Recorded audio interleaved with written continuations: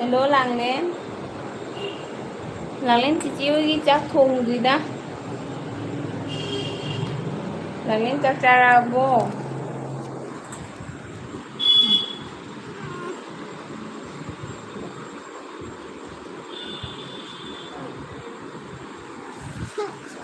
Thật kaya niya. Sing. Abulog siya dyan. Log siya.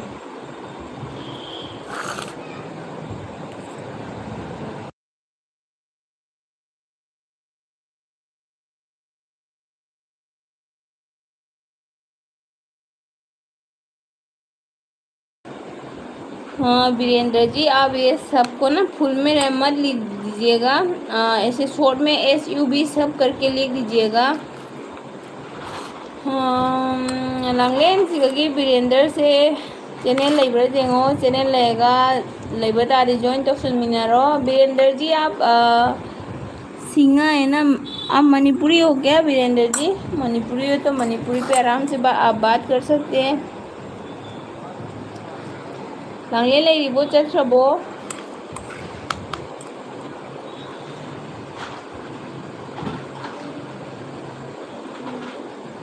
Okay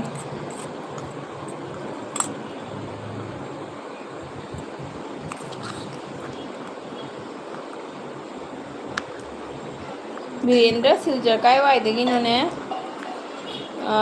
Silchar मनुंगदैरा नत्रगा काय वायदगिनो हाइबा.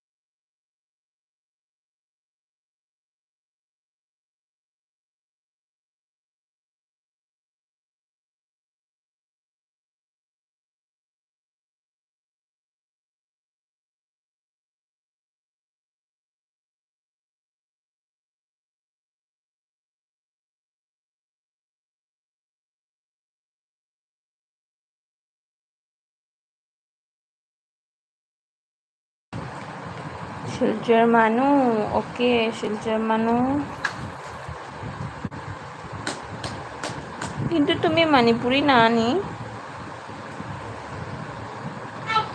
अपना नाम है तो सिंगा बोले.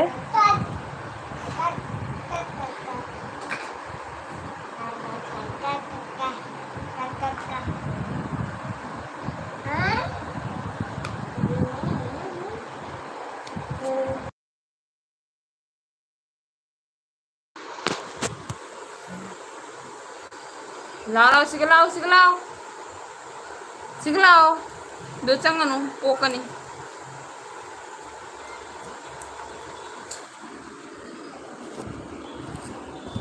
कैसे सीधे लाओ लाओ सिगा हम मानू.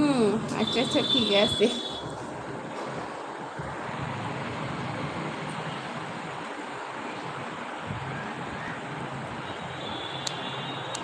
শিলচরে ফ্ল্যাট একটু কমছে নি এখন.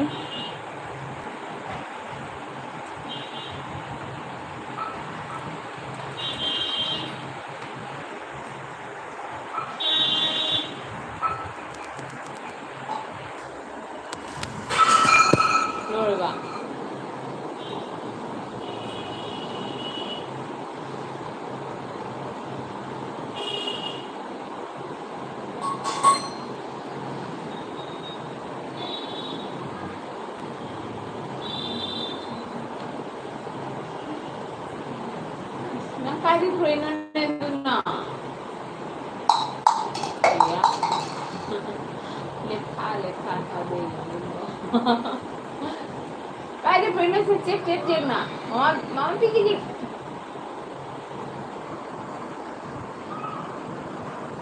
वीरेंद्र ना अच्छा एखोनो बिस्ती पड़े अच्छा फ्रीडो ना नेट स्लो इबना हाय फ्रीडो आएगी नेट लो फ्रीडो मामा की दो कहते हैं नो खंग दिए बको करो तो मोबाइल था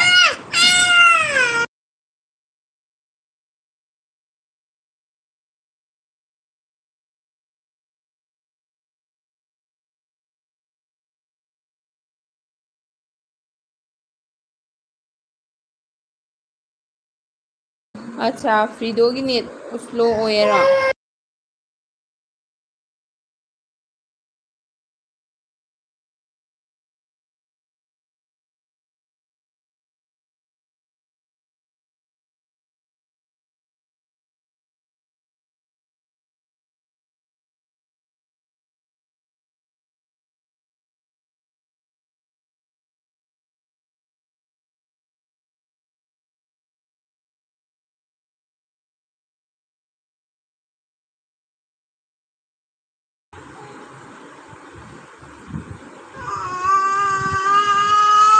नेने डेली नी को आई हो नेने खाने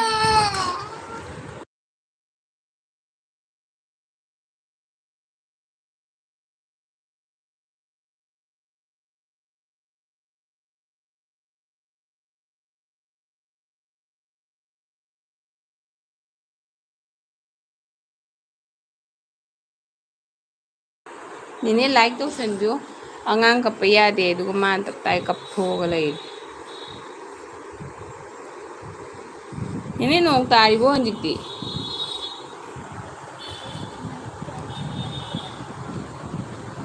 नेने असिगे आईडी से नेने ना सपोर्ट तौबदो असिगे से नेने channel लेब्रो सिगिसु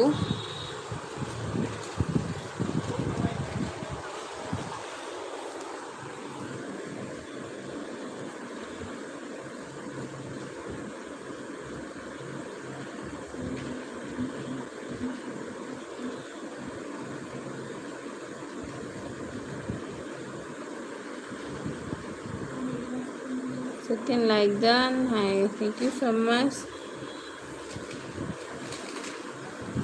isin chào nó với cái nó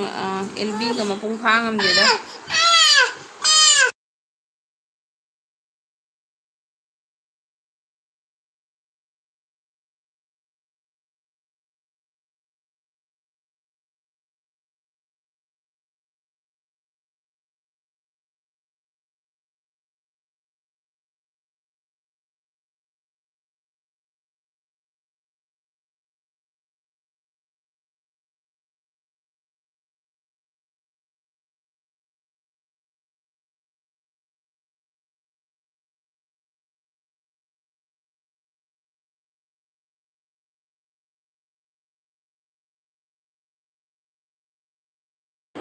channel लेते एकदम सब तो बिरो हाय ओ होय ने तरो के दोइदि असिगगी कमेंट पिरम्ब्रा निने होय हलके आई comment अंतंग थंबिरम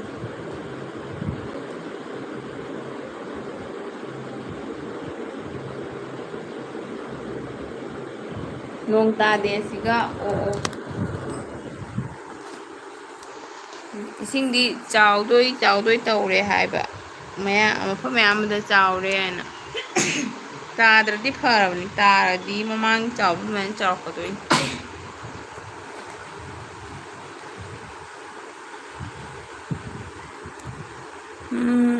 LV ga mapung phaba ngamde aisin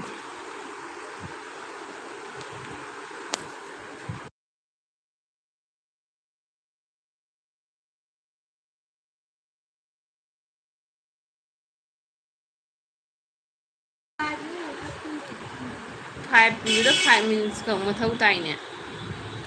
nangidudi minutes ma'am oire na hoi comment le rongani ai ho ai check toge doidi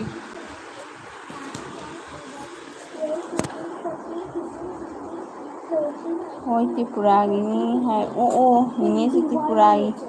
अच्छा अच्छा ꯑꯩꯅ ꯈꯜꯂꯤ ꯀꯩꯅꯣꯒꯤ ꯑꯣꯏ ꯃꯥꯜꯂꯦꯅ ꯀꯁꯥꯔꯒꯤ ꯑꯣꯏ ꯃꯥꯜꯂꯦꯅ ꯑꯣꯀꯦ ꯑꯣꯀꯦ ꯇ꯭ꯔꯤꯄꯨꯔꯥꯗꯗꯤ ꯀꯩꯁꯨ ꯇꯧꯗꯦ ꯅꯠꯇ꯭ꯔꯥ ꯃꯅꯤꯄꯨꯔꯒ ꯃꯊꯪꯗ ꯀꯁꯥꯔꯒꯤ ꯀꯁꯥꯔꯣꯝꯗꯁꯨ ꯅꯣꯡꯁꯦ ꯇꯥꯕꯀꯣ ꯑꯗꯣ ꯉꯁꯤꯕꯨꯗꯤ ꯇꯥꯗꯦ ꯅꯣꯡꯁꯦ ꯃꯪꯉꯒ ꯂꯩ ꯌꯥꯏ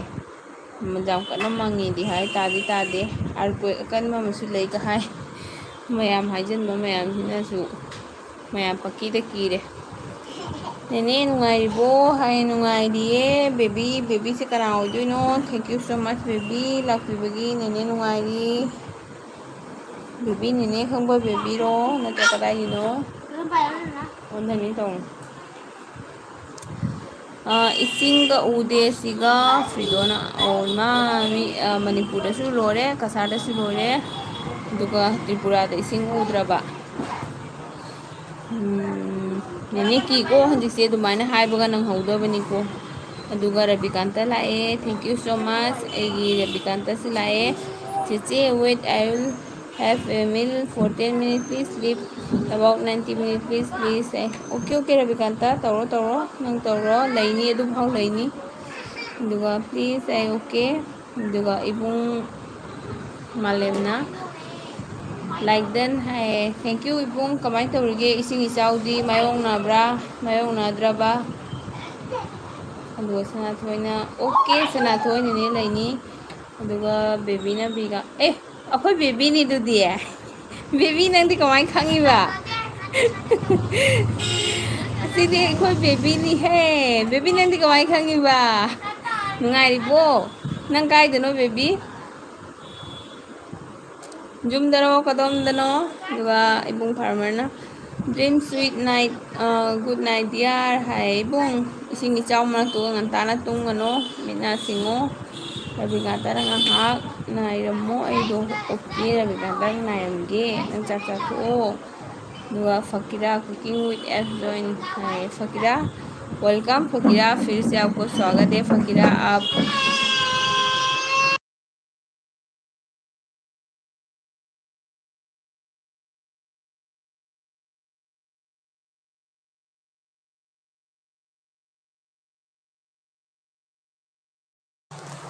फ़कीरा वेलकम मैंने आपको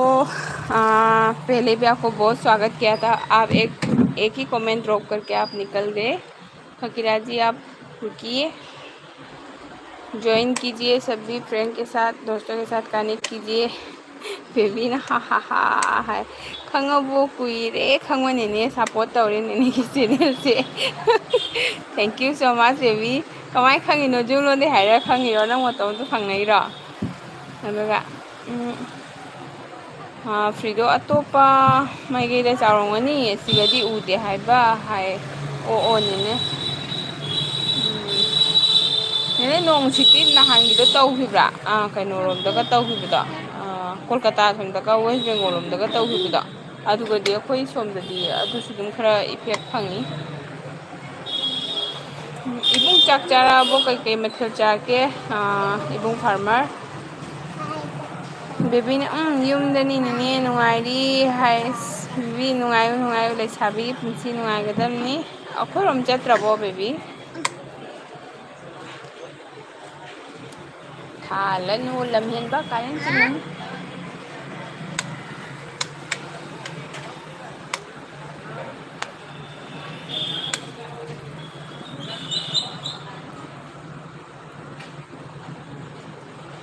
ꯃꯌꯥꯝ ꯀꯣꯃꯦꯟ ꯏꯕꯤꯔꯣ ꯀꯣꯃꯦꯟ ꯁ꯭ꯇꯣꯞ ꯑꯣꯏꯔꯒ ꯂꯩꯔꯦ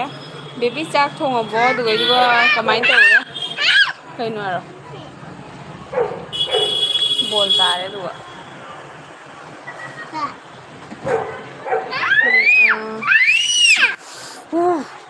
ꯅꯪ ꯂꯥꯎꯔꯛꯀꯅꯨ ꯑꯗꯨꯃꯥꯏꯅ ꯕꯦꯕꯤ ꯇꯥꯕ꯭ꯔꯥ ꯂꯥꯎꯏꯁꯦ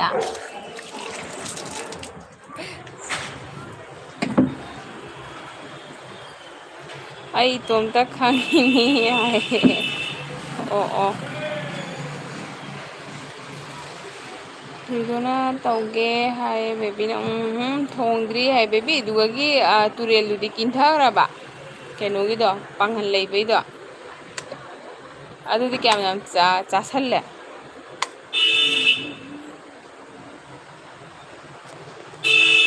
ꯉꯁꯤꯗꯤ ꯅꯣꯡ ꯆꯨꯗ꯭ꯔꯦ ꯅꯠꯇ꯭ꯔꯥ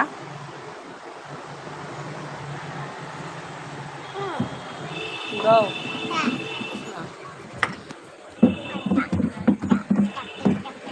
Sibena lore sibena lore masam ju sang na lore.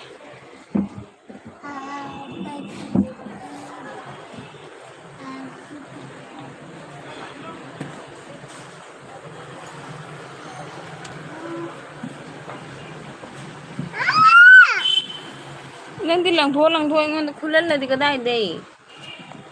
Ama pan tarani. Adum kharadi hengatlene ne. Oh, nongdi chudraba natro. Nong chudradi khara safarani da. Chanu na karonda ti lore natra. Chanu du bada nahamuki sing chau budu de main chau de rani. Piu mang da piu.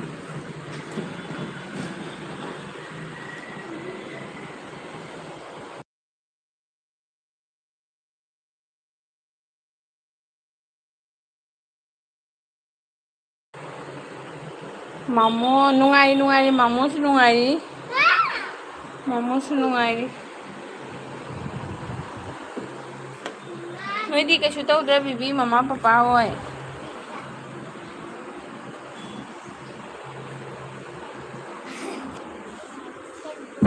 Dada thôi ra.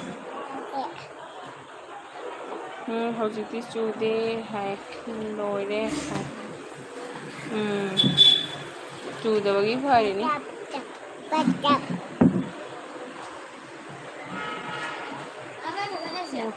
Nene na ay kasar gini Tripurada yung pan mani ay. Oo, nene kasar kay gino. Nene jum na dito na lakpa phang bro. Lam na jum pan ba siya? Han di lakpa phang naram de natra. Ako'y hojai ron de ka lakpa siya nung ay bigyan mo iubod na han di set pa phang na de ko. Sanatoy lae, Sanatoy good evening Sanatoy. Nene chak chadri Sanatoy chak kilore. Chak chadri Sanatoy dito obo.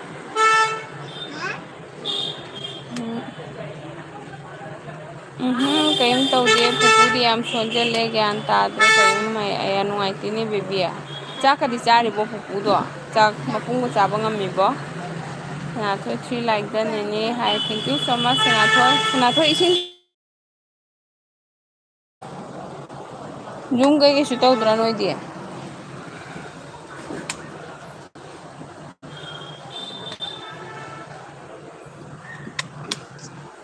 No, I am not eating dinner, Nene. Oh, nang chadi ba?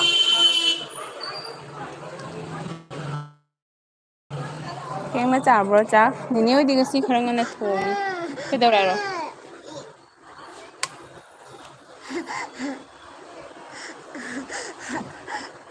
No, fido na phangde 3 years sure pam chataba nungai bide bo nene. Duni bo. No ne chachani ngam doi sidi. No nene hanjikti dum la gari lambi di marang kai re. Haidi mobile su thogla banina haidi ipam lamdam da kadawri karai da kadawri ai dum budi khara budi na kuri naksala bani ko.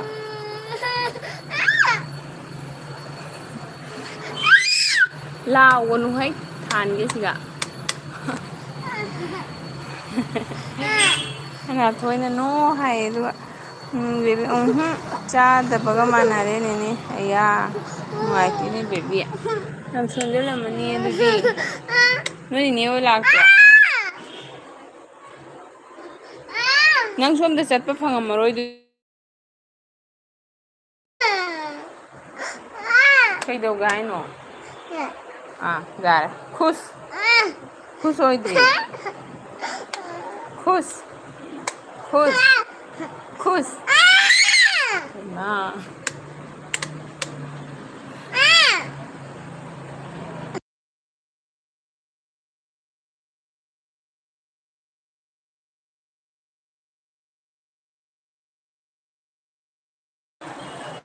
Hello Somen ji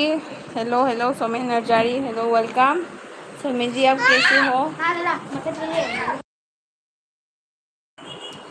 thank you so much आपको मेरे LB पे स्वागत है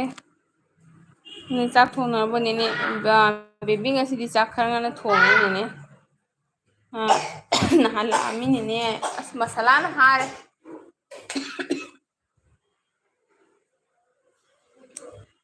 अच्छा चलो मसाला aunty होगी मसाला होगी चलो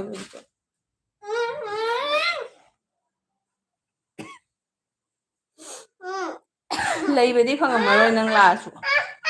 चसी लाओ दो चसी ने सिगा चसी लाओ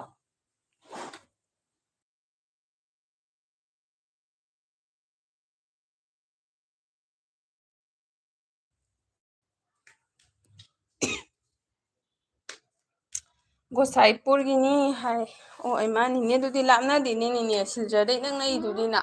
हजी ट्रेन जो थारे चलू है निने नुआइते दुकुई नहीं पाम जत्तबा गाइदो निंगोन चाकौबदसु चत्रो बच्चाना इचे करी तौगेने हजिक चाक चारबने इचनाई बच्चा अखोई चाक चाद्री चाक थोंगना लोरे चाकती चाद्री बच्चादी चारबो मणिपुर की ओइबनिना मणिपुर इसिंग चाउरी कमाई तौरी बच्चा होई जुमदी फिदोना नंगना कदागिनो हाय नेने एदी रखिपुर मपानी कहिनो हारो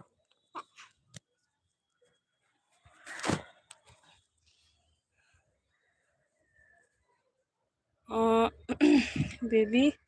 अहंदो क्लास या कागे नेने चत्रा हौजिकती नेने चत्रे हायरो ओ अहंजे हंदा क्लास 4 काइबा बेबी बेबी नोईगी कनो दुदी काउथोकरेने नंग नोई निपादो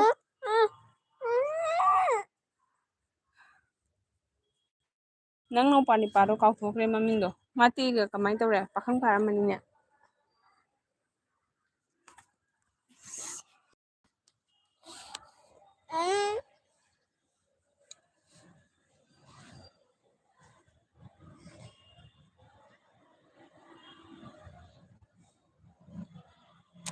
बच्चा अखोइगी ngasi jangse खोंदुम थोंगी मा मा था एरोप्लेन था नते एरोप्लेन पाइब बाय बेबी उब्रो अखोइगिसे वीडियो दा फारे हाय आइसु मणिपुर लइने इचन हाय बच्चा नंगी जुम असेंबदी कदाइगिनो बच्चा बेबी ना सुप्रीम नतेने बेबी अखोय जुम दा कौनबदो मंगान सनायरा मतोन सनायरा कनम कौनदाइने अखोयना कुइना उनारक्तबदुगा काउथोरई मिनिनेगिसे मतोन सनायरा कनम कौबनी अखोयना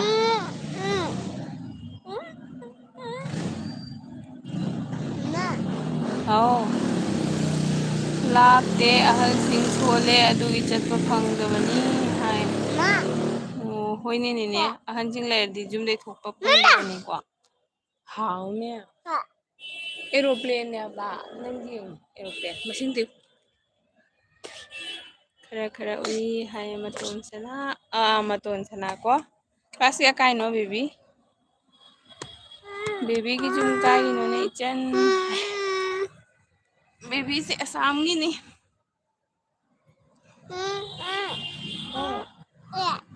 बच्चा की जुम से कदाई होइदोनो बच्चा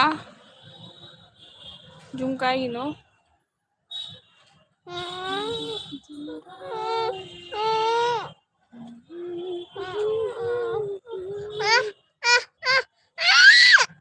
कहिनो ने आदसु लाक्पा लागते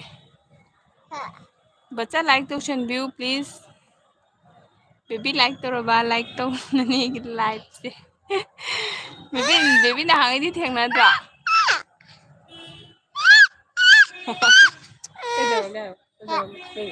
एरोप्लेन नंग दियो आइगी जो मसाउनी ने चन है उइमा दादा लाओ दादा 1 2 तो हौरी लाओ 1 2 तो 12 इमा कई वतानुने सुप्रीम दो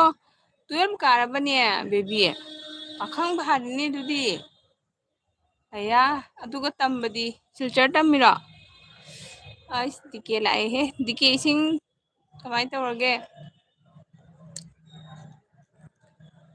ꯏꯃꯨꯡ ꯆꯪꯕ꯭ꯔꯣ ꯏꯁꯤꯡ ꯐꯤꯗꯣ ꯅꯦꯅꯦ ꯆꯥꯛ ꯊꯣꯡꯉꯦꯒꯦꯀꯣ ꯕꯥꯏ ꯑꯣꯏꯔꯒꯦ ꯍꯥꯏ ꯍꯣꯏ ꯍꯣꯏ ꯅꯦꯅꯦ ꯆꯥꯛ ꯊꯣꯡꯕꯤꯔꯣ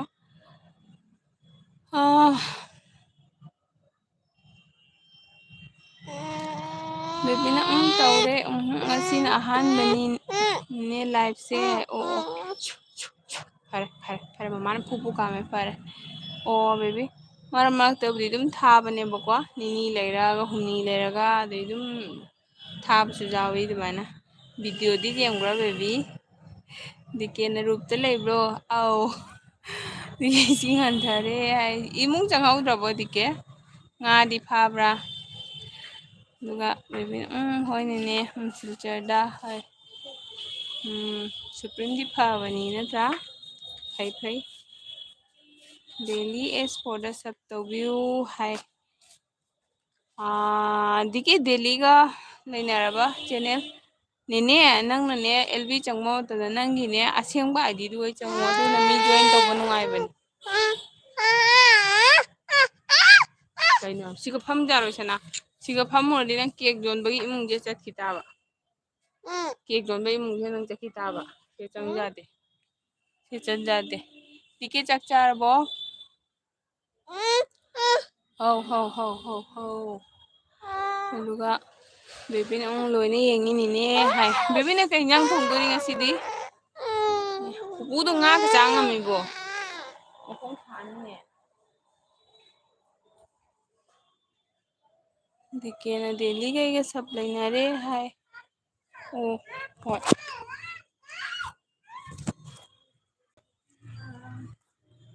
ꯅꯪ ꯂꯣꯏꯔꯝꯃꯕ ꯂꯣꯏꯔꯝꯃꯦ ꯄ꯭ꯔꯣꯃꯤꯁ पाँचों खत्म इस ꯗꯦꯔꯤꯃꯤꯛ ꯆꯥꯕ ꯍꯥꯏꯗꯣ ꯑꯉꯥꯡꯒꯤ ꯕ꯭ꯔꯦꯟ ꯁꯣꯛꯏ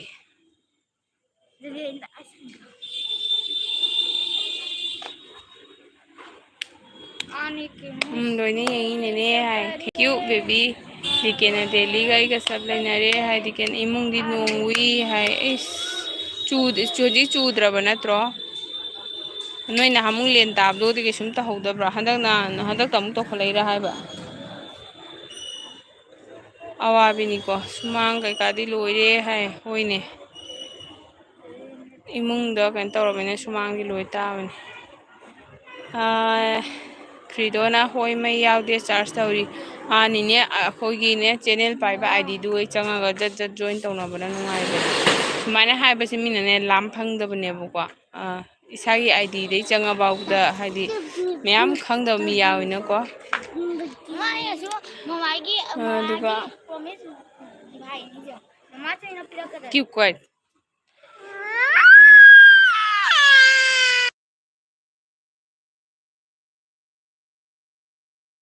ꯇꯨꯃꯤꯟ ꯂꯩꯌꯨ ꯉꯥ ꯊꯣꯡꯉꯤꯅꯤꯅꯦ ꯌꯥꯝ ꯆꯥꯗꯦ ꯍꯥꯏ ꯕꯤꯕꯤ ꯆꯥꯛ ꯀꯩꯀꯥꯇꯣ ꯈꯔ ꯒ꯭ꯔꯥꯏꯟꯗꯔꯗ ꯇꯛꯈꯥꯏꯔꯒ ꯄꯤꯖꯕꯤꯋꯣ ꯆꯥꯛꯀ ꯆꯦꯡꯒꯗꯣ ꯈꯔ ꯇꯛꯈꯥꯏꯔꯒ ꯉꯥ ꯃꯇꯨꯡꯒꯗꯣ ꯃꯔꯨ ꯃꯟꯊꯣꯛꯑꯒ ꯇꯛꯈꯥꯏꯔ ꯄꯤꯖꯕꯤꯌꯨ ꯖꯨꯁꯀꯗꯤ ꯊꯛꯄ꯭ꯔꯣ ꯕꯆꯥꯅ ꯕꯦꯕꯤꯒꯤ ꯌꯨꯝ ꯑꯁꯥꯝ ꯀꯥꯏꯒꯤꯅꯣꯅꯦ ꯍꯥꯏ ꯕꯦꯕꯤꯒꯤ ꯌꯨꯝꯁꯦ ꯕꯦꯕꯤꯗ ꯍꯪꯁꯤꯔꯥ ꯕꯆꯥ ꯑꯗꯨꯒ ꯕꯆꯥꯗꯤ ꯀꯥꯏꯒꯤꯅꯣ ꯑꯁꯥꯝ ꯗꯤꯀꯦꯅ ꯕꯦꯕꯤ ꯑꯩꯒꯤ ꯆꯦꯅꯦꯜꯕꯨꯁꯨ ꯁꯞ ꯇꯧꯕꯤꯌꯣ ꯍꯥꯏ ꯕꯦꯕꯤ ꯅꯪꯉꯣꯟꯗꯅꯦ ꯃꯣꯗꯦꯔꯦꯇꯔ ꯍꯥꯞꯄꯝꯒꯦ ꯈꯪꯕ꯭ꯔꯥ ꯃꯣꯗꯦꯔꯦꯇꯔ ꯍꯥꯏꯗꯤ ꯁꯤꯒꯩꯁꯤꯒ ꯕ꯭ꯂꯨ ꯑꯣꯏꯅꯩꯁꯦ ꯃꯤꯒꯤ ꯆꯦꯅꯦꯜ ꯑꯗꯨꯒ ꯅꯪ ꯁꯤꯒꯒꯤ ꯗꯤꯀꯦꯅ ꯂꯩꯕꯁꯦ ꯑꯁꯤꯒ ꯑꯝꯇ ꯁꯞ ꯇꯧꯕꯤꯌꯨ ꯈꯪꯕ꯭ꯔꯥ ꯑꯗꯨꯒ ꯅꯦꯅꯦ ꯅꯪꯒꯤꯗꯣ ꯌꯥꯔꯗꯤ ꯉꯥꯛꯇꯪ ꯅꯪꯒꯤ ꯑꯁꯦꯡꯕ ꯑꯥꯏꯗꯤꯗꯣ ꯆꯪꯕꯤꯔꯛꯎꯅꯦ ꯐ꯭ꯔꯤꯗꯣꯒꯤ ꯍꯥꯏꯕ ꯐ꯭ꯔꯤꯗꯣꯗ ꯇꯧꯔꯒꯗꯤ ꯀꯩ ꯀꯥꯟꯅꯔꯣꯏꯅꯦ ꯕꯦꯕꯤꯁꯤꯒ ꯗꯤꯀꯦꯅ ꯂꯩꯕꯁꯦ ꯁꯤꯁꯦ ꯃꯥꯏ ꯃꯃꯤꯡꯁꯦ ꯀ꯭ꯂꯤꯛ ꯇꯧꯔꯒ ꯑꯣꯟꯊ ꯇꯥꯔꯦꯅꯦ ꯑꯗꯨꯒ ꯀ꯭ꯂꯤꯛ ꯇꯧꯔꯒ ꯒꯣ ꯇꯨ ꯆꯦꯅꯦꯜ ꯍꯥꯏꯅ ꯂꯩꯔꯝꯒꯅꯦꯕ ꯑꯗꯨꯒ ꯒꯣ ꯇꯨ ꯆꯦꯅꯦꯜꯗ ꯆꯠꯂꯒ ꯑꯗꯨꯝ ꯅꯪ ꯁꯞ ꯇꯧꯔ ꯌꯥꯔꯅꯤ ꯑꯗꯨ ꯇꯧꯕꯤꯔꯝꯃꯨ ꯀꯣꯃꯦꯟ ꯑꯃꯒ ꯊꯝꯕꯤꯔꯝꯃꯨ ꯁꯣꯔꯠ ꯊꯥꯡꯒꯠꯄꯅꯤ ꯃꯥꯒꯤ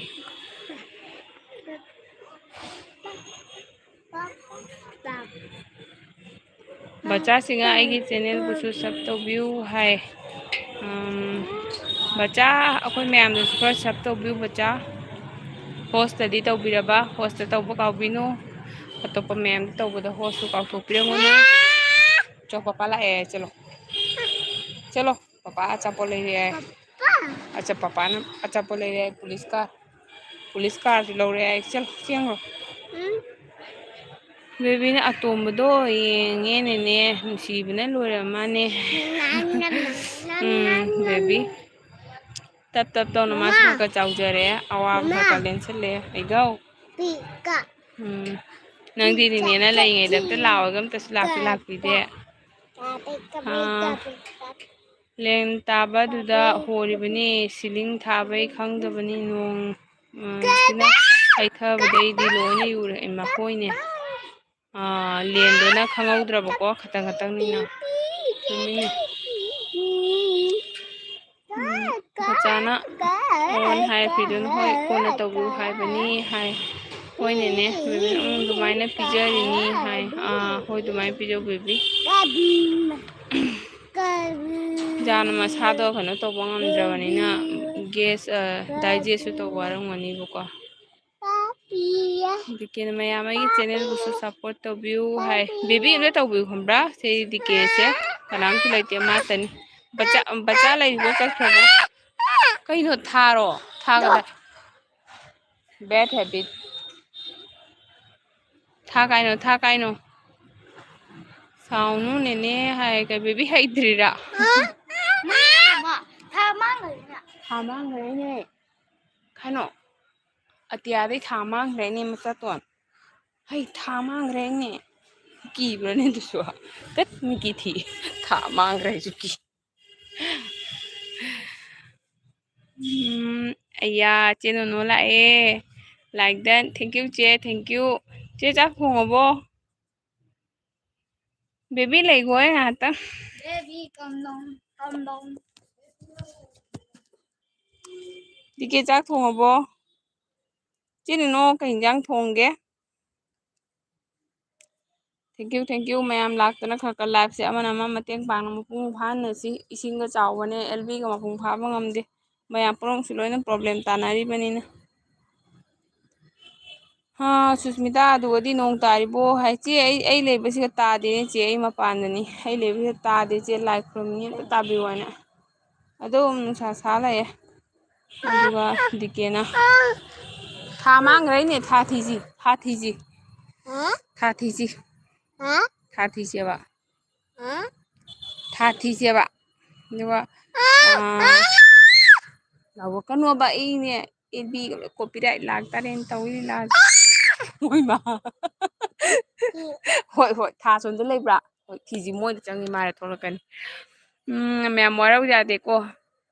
खतंग चही अमामुक्ति सुमाइ तौगिनी दिके नो अगी चैनल बुसु सब तौबिउ हाय चे दिके से चैनल पाइबनी चेनो नो दिके से जॉइन तौसलो कमेंट अमा थमामु चुप चुप मरमोगल मार नुसी तो मोइद चंगराइरो था ओ था लाव दिके ने चाक लोइखरे चाना खरे हाय ओ थबक चलुब्रा दिके एगो खंगाइमी निनी को लोई चेन गरेदा नंग लावबदा आइदी चाद्री हाय कई इंजांगनो दिके दुगा बेबी ने नेने लामदे हायना साउनु हायनी हाय साउदेदा बेबी निने सुने मतम दुगा अमते लाकपिरदी नने खजे साउदेदा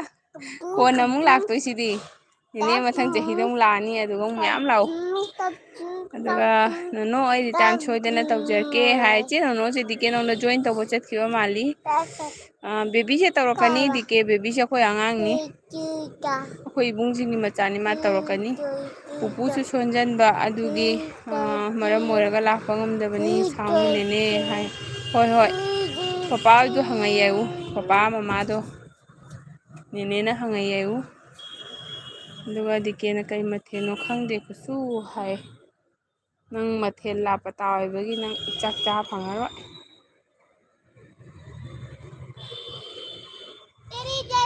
दिके पोचे गदी तांगहत्प्रा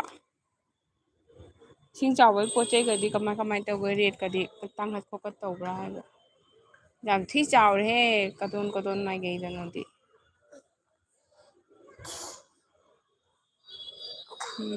ꯑꯣ ꯈꯨꯠꯁꯨꯗꯤ ꯆꯥꯔꯕꯣ ꯆꯥꯗ꯭ꯔꯤ ꯑꯩꯈꯣꯏꯒꯤ ꯆꯥꯛ ꯂꯣꯏꯔꯦ ꯑꯩꯈꯣꯏ ꯆꯥꯛꯇꯣ ꯉꯁꯤꯗꯤ ꯑꯩꯈꯣꯏ ꯇꯥꯃꯣꯅ ꯊꯣꯡꯅ ꯂꯣꯏꯔꯦ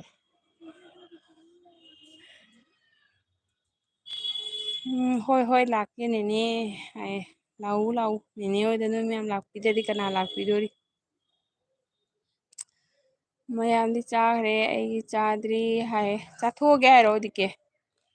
ꯆꯥꯊꯣꯛꯑꯒꯦꯁꯨ ꯆꯥꯊꯣꯛꯄꯁꯨ ꯅꯠꯇꯦ ꯊꯥ ꯃꯥꯡꯈ꯭ꯔꯕ ꯊꯥ ꯃꯥꯡꯈ꯭ꯔꯕ ꯑꯣ ꯊꯥꯕꯨꯡꯗꯣ ꯑꯌꯥ ꯊꯥ ꯃꯥꯡꯈ꯭ꯔꯁꯨ ꯏꯁꯇꯥꯔ ꯂꯩꯇꯨ ꯏꯁꯇꯥꯔ ꯍꯦꯜꯂꯣ ꯇꯧ ꯍꯦꯜꯂꯣ ꯏꯁꯇꯥꯔ ꯍꯦꯜꯂꯣ ꯑꯥꯏ ꯑꯦꯝ ꯏꯪ ꯇꯞꯄ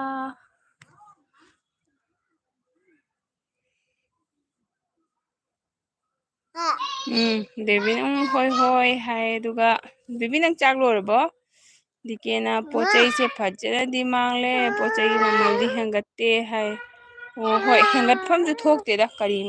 ꯑꯗꯨꯒꯤꯗꯣ ꯑꯆꯧ ꯑꯁꯥꯡꯅ ꯌꯦꯡꯁꯤꯟꯒꯗꯕꯅꯤ ꯍꯦꯟꯒꯠꯐꯝ ꯊꯣꯛꯇꯦ ꯅꯍꯥꯟꯗꯩ ꯂꯥꯟꯅ ꯃꯔꯣꯟ ꯑꯃ ꯌꯥꯝ ꯃꯥꯡ ꯇꯥꯛ ꯂꯩꯔꯦ ꯍꯧꯖꯤꯛꯃꯨꯛ ꯀꯩꯗꯧꯕ ꯀꯩ ꯍꯦꯟꯒꯠꯇꯣꯏꯅꯣ ꯑꯩꯈꯣꯏ ꯃꯃꯥꯡꯒꯤ ꯀꯩꯅꯣꯗ ꯆꯥꯎꯈꯤꯕꯗꯣ ꯀꯁꯥꯔꯗ ꯑꯗꯨꯒꯗꯤ ꯗꯤ ꯁꯤ ꯅꯨꯄꯤ ꯑꯃ ꯂꯩꯔꯝꯃꯦꯕꯀꯣ ꯗꯤ ꯁꯤ ꯅꯨꯄꯤꯗꯣ ꯌꯥꯝ ꯐꯩ ꯁꯥꯎꯠꯀꯤꯅꯦ ꯑꯗꯣ ꯃꯥꯅ ꯕꯖꯥꯔꯗ ꯄꯣꯠ ꯆꯩ ꯍꯦꯟꯒꯠꯄ ꯑꯃꯐꯥꯎ ꯄꯤꯗꯦ ꯍꯦꯟꯕ ꯍꯦꯟꯒꯠꯂꯕ ꯑꯗꯨꯏ ꯗꯨꯀꯥꯟꯗꯣ ꯕꯟ ꯇꯧꯍꯜꯂꯦ ꯂꯣꯏꯅ ꯏꯁꯇꯣꯛꯇ ꯄꯣꯠ ꯄꯨꯝꯅꯃꯛ ꯍꯥꯏꯗꯤ ꯈꯇꯪ ꯍꯦꯟꯒꯠꯂꯒꯁꯨ ꯔꯦꯠ ꯑꯝꯗ ꯂꯣꯏ ꯊꯥꯏꯑꯕ ꯍꯦꯟꯒꯠꯇꯦ ꯑꯃꯕꯧ ꯑꯗꯨꯒ ꯅꯥꯎꯕꯤꯁꯨ ꯂꯥꯛꯑꯦ ꯑꯣꯏꯗꯤꯗꯤ ꯂꯥꯏꯛ ꯇꯧꯈ꯭ꯔꯕꯅꯤ ꯏꯆꯦ ꯍꯥꯏꯌꯦ ꯅꯥꯎꯕꯤ ꯋꯦꯜꯀꯝ ꯋꯦꯜꯀꯝ ꯅꯥꯎꯕꯤ ꯆꯥꯛ ꯊꯣꯡꯉꯕꯣ ꯅꯥꯎꯕꯤ ꯗ꯭ꯌꯨꯇꯤꯔꯣ ꯑꯗꯨꯒ ꯉꯥꯏꯍꯥꯛ ꯂꯩꯔꯒ ꯆꯥꯔꯅꯤ ꯍꯥꯏꯗꯤ ꯀꯦꯅ ꯗꯤꯗꯤ ꯑꯁꯥꯝꯗ ꯏꯁꯤꯡ ꯍꯥꯏꯌꯦ ꯅꯥꯎꯕꯤ ꯏꯁꯤꯡ ꯆꯥꯎꯔꯦ ꯑꯁꯥꯝꯗ ꯇ꯭ꯔꯦꯟ ꯊꯤꯡ ꯃꯥꯜꯂꯦꯀꯣ ꯍꯥꯐꯂꯣꯡ ꯂꯝꯕꯤꯁꯨ ꯌꯥꯗ ꯃꯥꯜꯂꯦ ꯑꯗꯨꯒ ꯗꯤꯀꯦꯅ ꯍꯦꯟꯒꯠꯂꯛꯄꯁꯨ ꯌꯥꯏ ꯕꯖꯥꯔ ꯀꯩꯀꯥ ꯏꯁꯤꯡ ꯐꯖꯅ ꯍꯟꯊꯗ꯭ꯔꯤ ꯍꯥꯏ ꯕꯖꯥꯔꯗꯤ ꯏꯁꯤꯡ ꯂꯩꯔꯤꯌꯦ ꯏꯃꯥꯏ ꯃꯥꯟꯅꯅ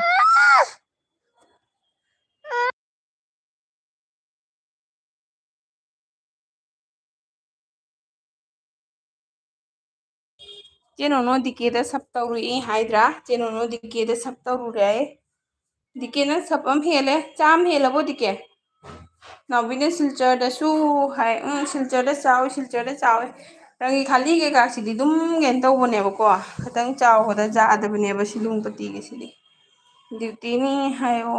ꯀꯩ ꯏꯟꯖꯥꯡ ꯆꯥꯗꯣꯔꯤ ꯅꯥꯎꯕꯤ ꯆꯦ ꯅꯣꯅꯣꯅ ꯗꯤꯀꯦ ꯁꯞ ꯗꯟ ꯑꯦꯟ ꯀꯣꯃꯦꯟ ꯗꯟ ꯄ꯭ꯂꯤꯖ ꯔꯤꯇꯥꯔꯟ ꯍꯥꯏ ꯍꯣꯏ ꯍꯣꯏ ꯆꯦ ꯇꯧꯖꯔꯛꯀꯅꯤ ꯗꯤꯀꯦꯅ ꯅꯥꯎꯕꯤ ꯑꯩꯒꯤ ꯆꯦꯅꯦꯜꯗꯁꯨ ꯁꯞ ꯇꯧꯕꯤꯌꯣ ꯍꯥꯏ ꯀꯩ ꯆꯥꯒꯦ ꯍꯥꯏꯅꯣ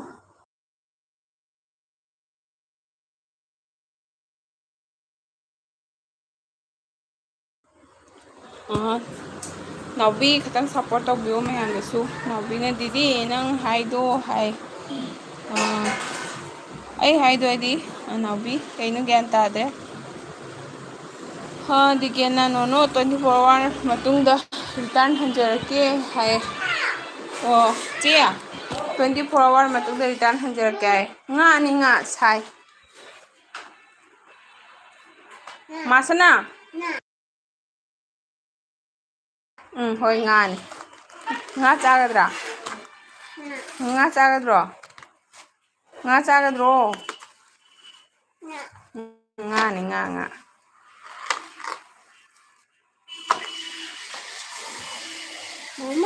ꯑꯒꯥꯎ ꯉꯥ ꯅꯠꯇꯦ ꯉꯥ ꯈꯪꯉꯤ ꯃꯁꯤ ꯉꯥꯡꯁꯤꯗꯤ ꯁꯦ ꯄꯄꯥꯗ ꯇꯧꯍꯜꯂꯣ ꯁꯥꯏ ꯂꯥꯎ ꯏꯆꯦ ꯅꯪ ꯑꯩꯅ ꯍꯥꯏꯅ ꯀꯩꯗꯧꯔꯒꯦ ꯍꯥꯏꯌꯦ ꯅꯥꯎꯕꯤ ꯆꯤꯆꯦꯗꯣ ꯃꯑꯣꯡ ꯆꯥꯗꯅ ꯇꯧꯋꯤꯅꯤꯅꯦ ꯍꯥꯏꯗꯤ ꯑꯩ ꯑꯦꯜꯕꯤꯁꯨ ꯊꯥꯕ ꯉꯝꯗꯅ ꯊꯥꯗꯦꯕꯀꯣ ꯁꯤꯒ ꯑꯗꯨꯝ ꯑꯦꯜꯕꯤꯗ ꯋꯥꯔꯤ ꯁꯥꯟꯅꯕ ꯑꯗꯨꯃꯥꯏꯅ ꯑꯗꯨꯝ ꯁꯥꯟꯅꯁꯤꯗ ꯅꯥꯎꯕꯤ ꯆꯤꯆꯦ ꯑꯦꯜꯕꯤ ꯊꯥꯕꯗ ꯀꯌꯥꯝ ꯗꯤꯁꯇꯥꯔꯕ ꯇꯧꯏ ꯈꯪꯉꯤꯁꯤꯅꯤ ꯑꯉꯥꯡꯁꯤꯡꯁꯤꯅ ꯑꯗꯨꯒ ꯗꯤꯀꯦ ꯅꯥꯎꯕꯤ ꯑꯩꯒꯤ ꯆꯦꯅꯦꯜꯕꯨꯁꯨ ꯁꯞ ꯇꯧꯕꯤꯌꯣ ꯗꯤꯗꯤ ꯅꯪ ꯍꯥꯏꯗꯣ ꯍꯥꯏꯌꯦ ꯑꯗꯨꯒ ꯗꯤꯀꯦ ꯑꯩ ꯄꯥꯔꯦ ꯁꯤꯁꯦ ꯑꯗꯨꯒ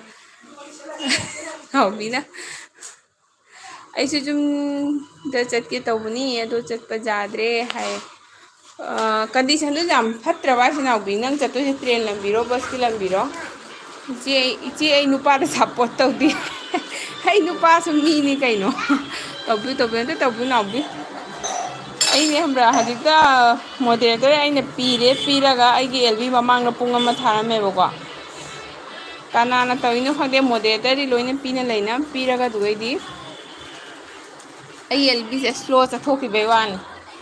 ꯅꯪꯒꯤ ꯃꯣꯗꯦꯔꯦꯇꯔ ꯑꯃꯅ ꯁ꯭ꯂꯣ ꯃꯨꯠ ꯑꯣꯟ ꯇꯧꯔꯦ ꯍꯥꯏꯅ ꯑꯗꯨꯑꯣꯏꯗꯤ ꯀꯣꯃꯦꯟꯁꯦ ꯂꯥꯛꯇ꯭ꯔꯦꯅꯦ ꯃꯤ ꯃꯌꯥꯝ ꯂꯩꯔꯝꯕꯗꯒꯤ ꯃꯤꯅꯤꯠ ꯑꯃꯃꯝꯗ ꯀꯣꯃꯦꯟ ꯑꯃꯃꯝ ꯂꯥꯛꯀꯅꯤꯅ ꯑꯗꯨꯒꯩ ꯀꯠꯊꯠꯂ ꯑꯃꯨꯛ ꯊꯥꯔꯛꯏꯅꯦ ꯗꯤꯀꯦ ꯅꯥꯎꯕꯤꯅ ꯅꯨꯄꯥꯗ ꯁꯞꯄꯣꯔꯠ ꯇꯧꯗꯦ ꯍꯥꯏꯔꯤꯌꯦ ꯕꯦꯕꯤꯅ ꯅꯦꯅꯦꯒꯤ ꯃꯁꯛ ꯎꯠꯂꯔꯣꯏꯗ꯭ꯔꯣ ꯅꯦꯅꯦ ꯍꯥꯏ ꯎꯠꯂꯔꯣꯏ ꯕꯦꯕꯤ ꯉꯁꯤ ꯅꯦꯅꯦꯗ ꯐꯣꯟ ꯇꯧꯔꯛꯑꯣ ꯕꯦꯕꯤ ꯅꯦꯅꯦꯒꯤ ꯅꯝꯕꯔꯗꯣ ꯍꯥꯟꯅꯩ ꯅꯝꯕꯔꯗꯣ ꯑꯗꯨꯝ ꯐꯣꯟ ꯇꯧꯔꯛꯑꯣ ꯑꯗꯨꯒ ꯑꯁ ꯗꯤꯀꯦ ꯊꯣꯏꯕꯤꯁꯨ ꯂꯥꯛꯑꯦꯍꯦ ꯆꯦ ꯁꯨꯁꯃꯤꯇꯥ ꯏꯚꯤꯅꯤꯡ ꯍꯥꯏ ꯏꯚꯤꯅꯤꯡ ꯂꯥꯛꯑꯕ ꯂꯥꯛꯑꯣ ꯂꯥꯛꯑꯣ ꯅꯣꯛꯊꯔꯦ ꯀꯔꯤꯅꯣ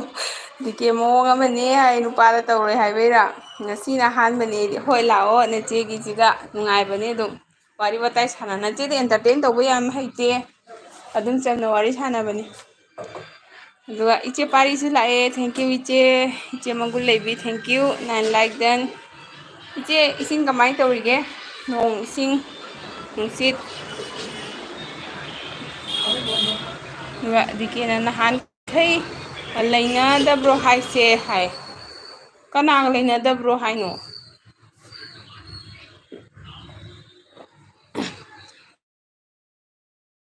ꯂꯧꯗꯤ ꯂꯩꯔꯝꯒꯅꯤꯗꯣ ꯃꯥ ꯑꯩꯒꯤ ꯑꯦꯜꯕꯤꯗ ꯂꯥꯛꯄꯤꯗꯕ ꯌꯧꯔꯝꯒꯅꯤ ꯃꯥ ꯍꯥꯏꯁꯦ ꯑꯍꯥꯟꯕ ꯂꯥꯛꯄꯤꯅꯤ ꯃꯥ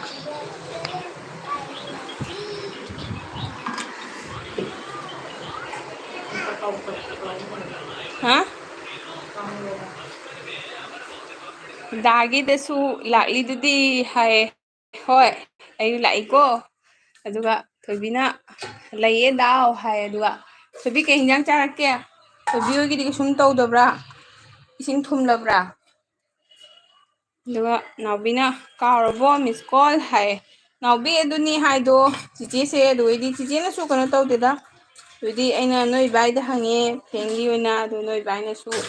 ꯑꯗꯨꯃꯥꯏꯅ ꯄꯥꯎ ꯐꯥꯎꯅꯕꯗꯣ ꯅꯨꯡꯉꯥꯏꯇꯦ ꯍꯥꯏꯅ ꯍꯥꯏꯕ ꯑꯗꯨꯒꯤ ꯑꯩꯁꯨ ꯇꯧꯗ꯭ꯔꯕ ꯁꯨꯃꯥꯏꯅ ꯁꯨꯝ ꯋꯥꯔꯤ ꯁꯥꯟꯅꯁꯦ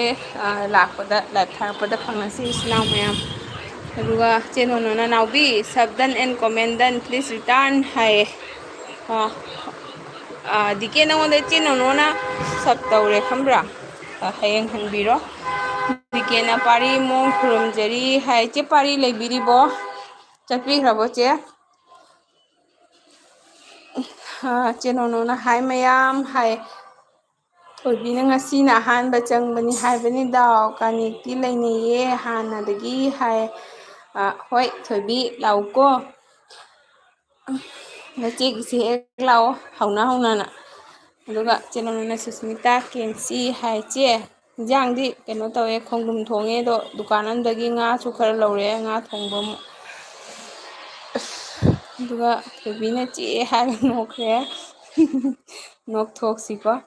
ꯑꯗꯨꯒ ꯗꯤꯀꯦꯅ ꯑꯗꯨꯅꯦꯕ ꯍꯥꯏ ꯍꯣꯏ ꯑꯗꯩ ꯏꯆꯦ ꯄꯥꯔꯤꯅ ꯗꯤꯀꯦ ꯏꯅꯥꯎ ꯍꯥꯏ ꯊꯦꯡꯀ꯭ꯌꯨ ꯏꯆꯦ ꯂꯩꯕꯤꯔꯝꯕꯒꯤ ꯆꯦ ꯆꯥꯛ ꯂꯣꯏꯔꯕꯣ ꯀꯩ ꯌꯦꯟꯖꯥꯡ ꯍꯥꯎꯗꯣꯔꯤ ꯉꯁꯤꯗꯤ ꯕꯦꯕꯤꯅ ꯍꯣꯏ ꯍꯣꯏ ꯅꯦꯅꯦ ꯇꯧꯔꯛꯀꯦ ꯍꯥꯏ ꯕꯦꯕꯤ ꯅꯪ ꯃꯌꯥꯝꯁꯦ ꯈꯤꯇꯪ ꯁꯞꯄꯣꯔꯠ ꯇꯧꯕꯤꯔꯝꯃꯨꯕ ꯅꯦꯅꯦꯒꯤ ꯇꯔꯞꯇꯒꯤ ꯑꯣꯏꯅ ꯗꯤꯀꯦꯗꯁꯨ ꯇꯧꯕꯤꯔꯣ ꯁꯤꯗꯒꯤ ꯄꯥꯔꯤ ꯏꯃꯣꯝ ꯍꯥꯏꯕꯁꯦ ꯑꯁꯤꯁꯦ ꯅꯦꯅꯦꯁꯦ ꯑꯩꯈꯣꯏ ꯃꯩꯇꯩꯒꯤꯗꯃꯛꯇ ꯌꯥꯝ ꯀꯟꯅ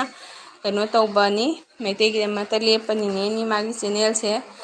ꯑꯗꯨꯒ ꯁꯤꯒꯁꯨ ꯇꯧꯕꯤꯔꯣ ꯑꯗꯨꯒ ꯅꯣꯅꯣ ꯐ꯭ꯔꯣꯝ ꯀꯁꯥꯔꯁꯦ ꯁꯤꯒꯁꯨ ꯇꯧꯕꯤꯔꯣ ꯊꯣꯏꯕꯤꯒꯤꯗꯤ ꯆꯦꯅꯦꯜ ꯂꯩꯕ꯭ꯔꯥ ꯊꯣꯏꯕꯤ ꯆꯦꯅꯦꯜ ꯂꯩꯕ꯭ꯔꯥ ꯑꯝꯇ ꯌꯦꯡꯉꯨ ꯕꯦꯕꯤ ꯆꯦꯅꯦꯜ ꯂꯩꯔꯒꯗꯤ ꯑꯝꯇ ꯇꯧꯕꯤꯔꯣ ꯕꯦꯕꯤ ꯅꯨꯡꯁꯤꯕꯅꯤ ꯁꯤꯝꯇ ꯅꯦꯅꯦꯅ ꯍꯥꯏꯕꯁꯤ ꯑꯝꯇ ꯇꯧꯕꯤꯔꯝꯃꯨ ꯃꯥꯏ ꯃꯃꯤꯡꯁꯦ ꯅꯝꯃꯅꯤꯅꯀꯣ ꯅꯝꯃꯒ ꯒꯣ ꯇꯨ ꯆꯦꯅꯦꯜ ꯍꯥꯏꯅ ꯊꯣꯛꯂꯛꯀꯅꯦꯕ ꯑꯗꯨꯒ ꯍꯦꯛꯇ ꯀ꯭ꯂꯤꯛ ꯇꯧꯔꯒꯅꯦ ꯑꯗꯨ ꯍꯦꯛꯇ ꯁꯞ ꯇꯧ ꯑꯗꯨꯒ ꯅꯪꯅ ꯀꯩꯅꯣ ꯇꯧꯅꯤꯡꯕ ꯑꯣꯏꯔꯒꯅ ꯀꯣꯃꯦꯟ ꯑꯃ ꯊꯥꯗꯔꯝꯃꯣ ꯀꯣꯃꯦꯟ ꯊꯥꯗꯔꯝꯗ꯭ꯔꯁꯨ ꯌꯥꯏꯗ ꯅꯪ ꯀꯩꯅꯣ ꯇꯧꯕꯩꯅꯤ ꯅꯪ ꯆꯦꯅꯦꯜ ꯂꯩꯇꯕꯅꯤꯅ ꯑꯗꯨꯒ ꯗꯤꯀꯦꯅ ꯆꯦ ꯄꯥꯔꯤ ꯅꯨꯡꯉꯥꯏꯔꯤꯕꯣ ꯎꯗꯕ ꯀꯨꯏꯔꯦ ꯍꯥꯏ ꯑꯗꯨꯒ ꯅꯥꯎꯕꯤꯅ ꯏꯆꯦ ꯍꯥꯏ ꯀꯩ ꯍꯥꯏꯒꯦ ꯅꯥꯎꯕꯤ ꯑꯗꯨꯒ ꯏꯆꯦ ꯄꯥꯔꯤꯅ ꯑꯩꯈꯣꯏ ꯑꯁꯤꯗꯒꯤ ꯈꯔꯗꯤ ꯂꯥꯞꯅꯤ ꯏꯁꯤꯡ ꯆꯥꯎꯔꯦ ꯍꯥꯏ ꯏꯆꯦ ꯏꯁꯤꯡ ꯆꯥꯎꯕꯁꯤꯅ ꯂꯝꯕꯤ ꯊꯣꯡꯒ ꯂꯣꯏꯅ ꯕꯟ ꯇꯧꯔꯦ ꯌꯥꯝ ꯃꯑꯣꯡ ꯆꯥꯗ꯭ꯔꯦ ꯌꯦꯡꯉꯨꯀꯣ ꯏꯆꯦ ꯑꯩꯈꯣꯏ ꯑꯥꯗꯁꯨ ꯕꯣꯔꯥꯛ ꯄꯥꯊꯔꯛꯄ꯭ꯔꯥ ꯈꯪꯗꯦꯅ ꯕꯣꯔꯥꯛꯇꯣ ꯑꯗꯨꯗꯨꯒꯤ ꯀꯟꯅ ꯀꯤꯅꯅ ꯂꯩꯔꯤ ꯊꯣꯏꯕꯤꯅ ꯆꯦ ꯍꯥꯏ ꯊꯣꯏꯕꯤ ꯀꯩ ꯌꯦꯟꯖꯥꯡ ꯊꯣꯡꯉꯤꯅꯣ? ꯆꯦ ꯄꯥꯏꯅ ꯗꯤꯀꯦ ꯏꯅꯥꯎ ꯅꯨꯡꯉꯥꯏꯔꯤ ꯀꯔꯤ ꯃꯊꯦꯜ ꯆꯥꯔꯒꯦ ꯍꯥꯏ ꯗꯤꯀꯦꯅ ꯈꯨꯠꯆꯨ ꯃꯣꯏꯗꯤ ꯀꯩꯝ ꯇꯧꯗꯦ ꯑꯩ ꯈꯛꯇꯅꯤ ꯇꯧꯔꯤꯁꯦ ꯍꯥꯏ ꯗꯤꯀꯦ ꯅꯣꯛꯀꯅꯨꯗ ꯊꯣꯏꯕꯤ ꯗꯤꯀꯦꯁꯦ ꯈꯔ ꯌꯦꯡꯕꯤꯌꯨ ꯅꯨꯡꯉꯥꯏꯇꯦꯀꯣ ꯈꯜꯂꯨꯅꯨꯗ ꯌꯥꯝ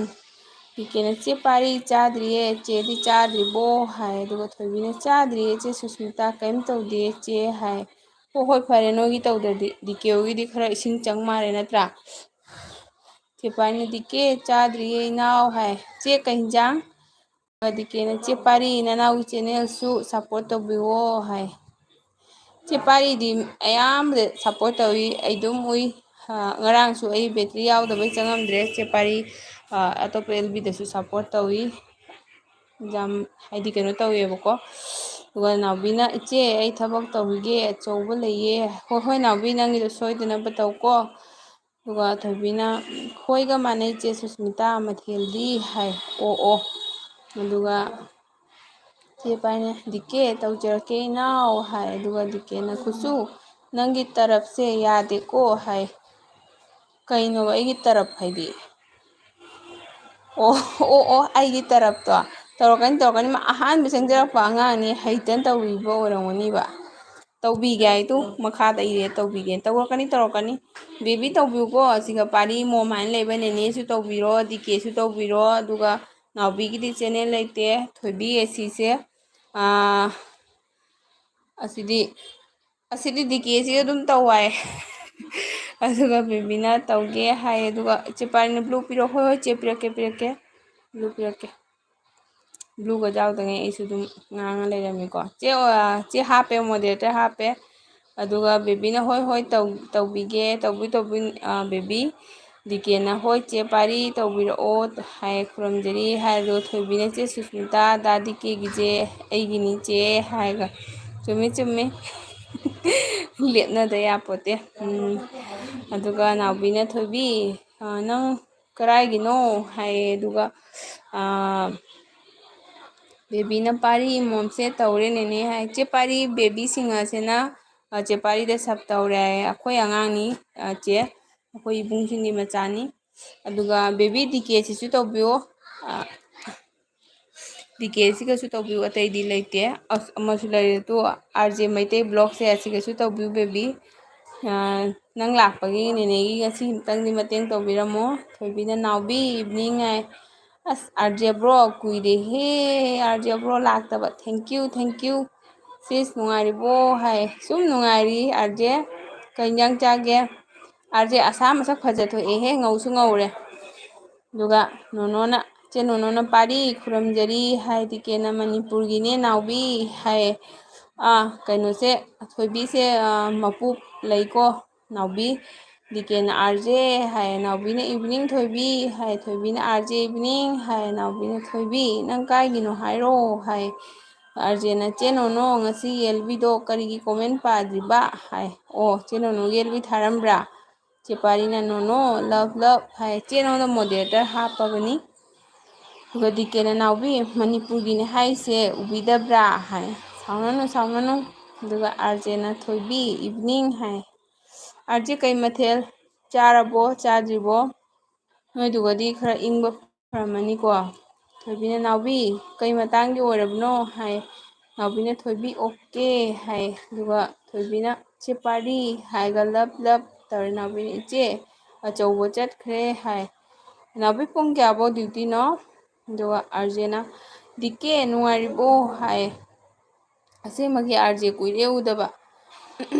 ꯗꯥ ꯕꯤꯅꯣꯠꯇꯣ ꯑꯃꯨꯛꯀ ꯏꯁꯤꯡ ꯆꯥꯎꯔꯕ ꯈꯪꯗꯦꯅꯦ ꯅꯍꯥꯟꯒꯤ ꯂꯦꯟꯗꯨꯒ ꯀꯩꯅꯣ ꯇꯧꯔꯦꯅ ꯇꯧꯕꯅꯤ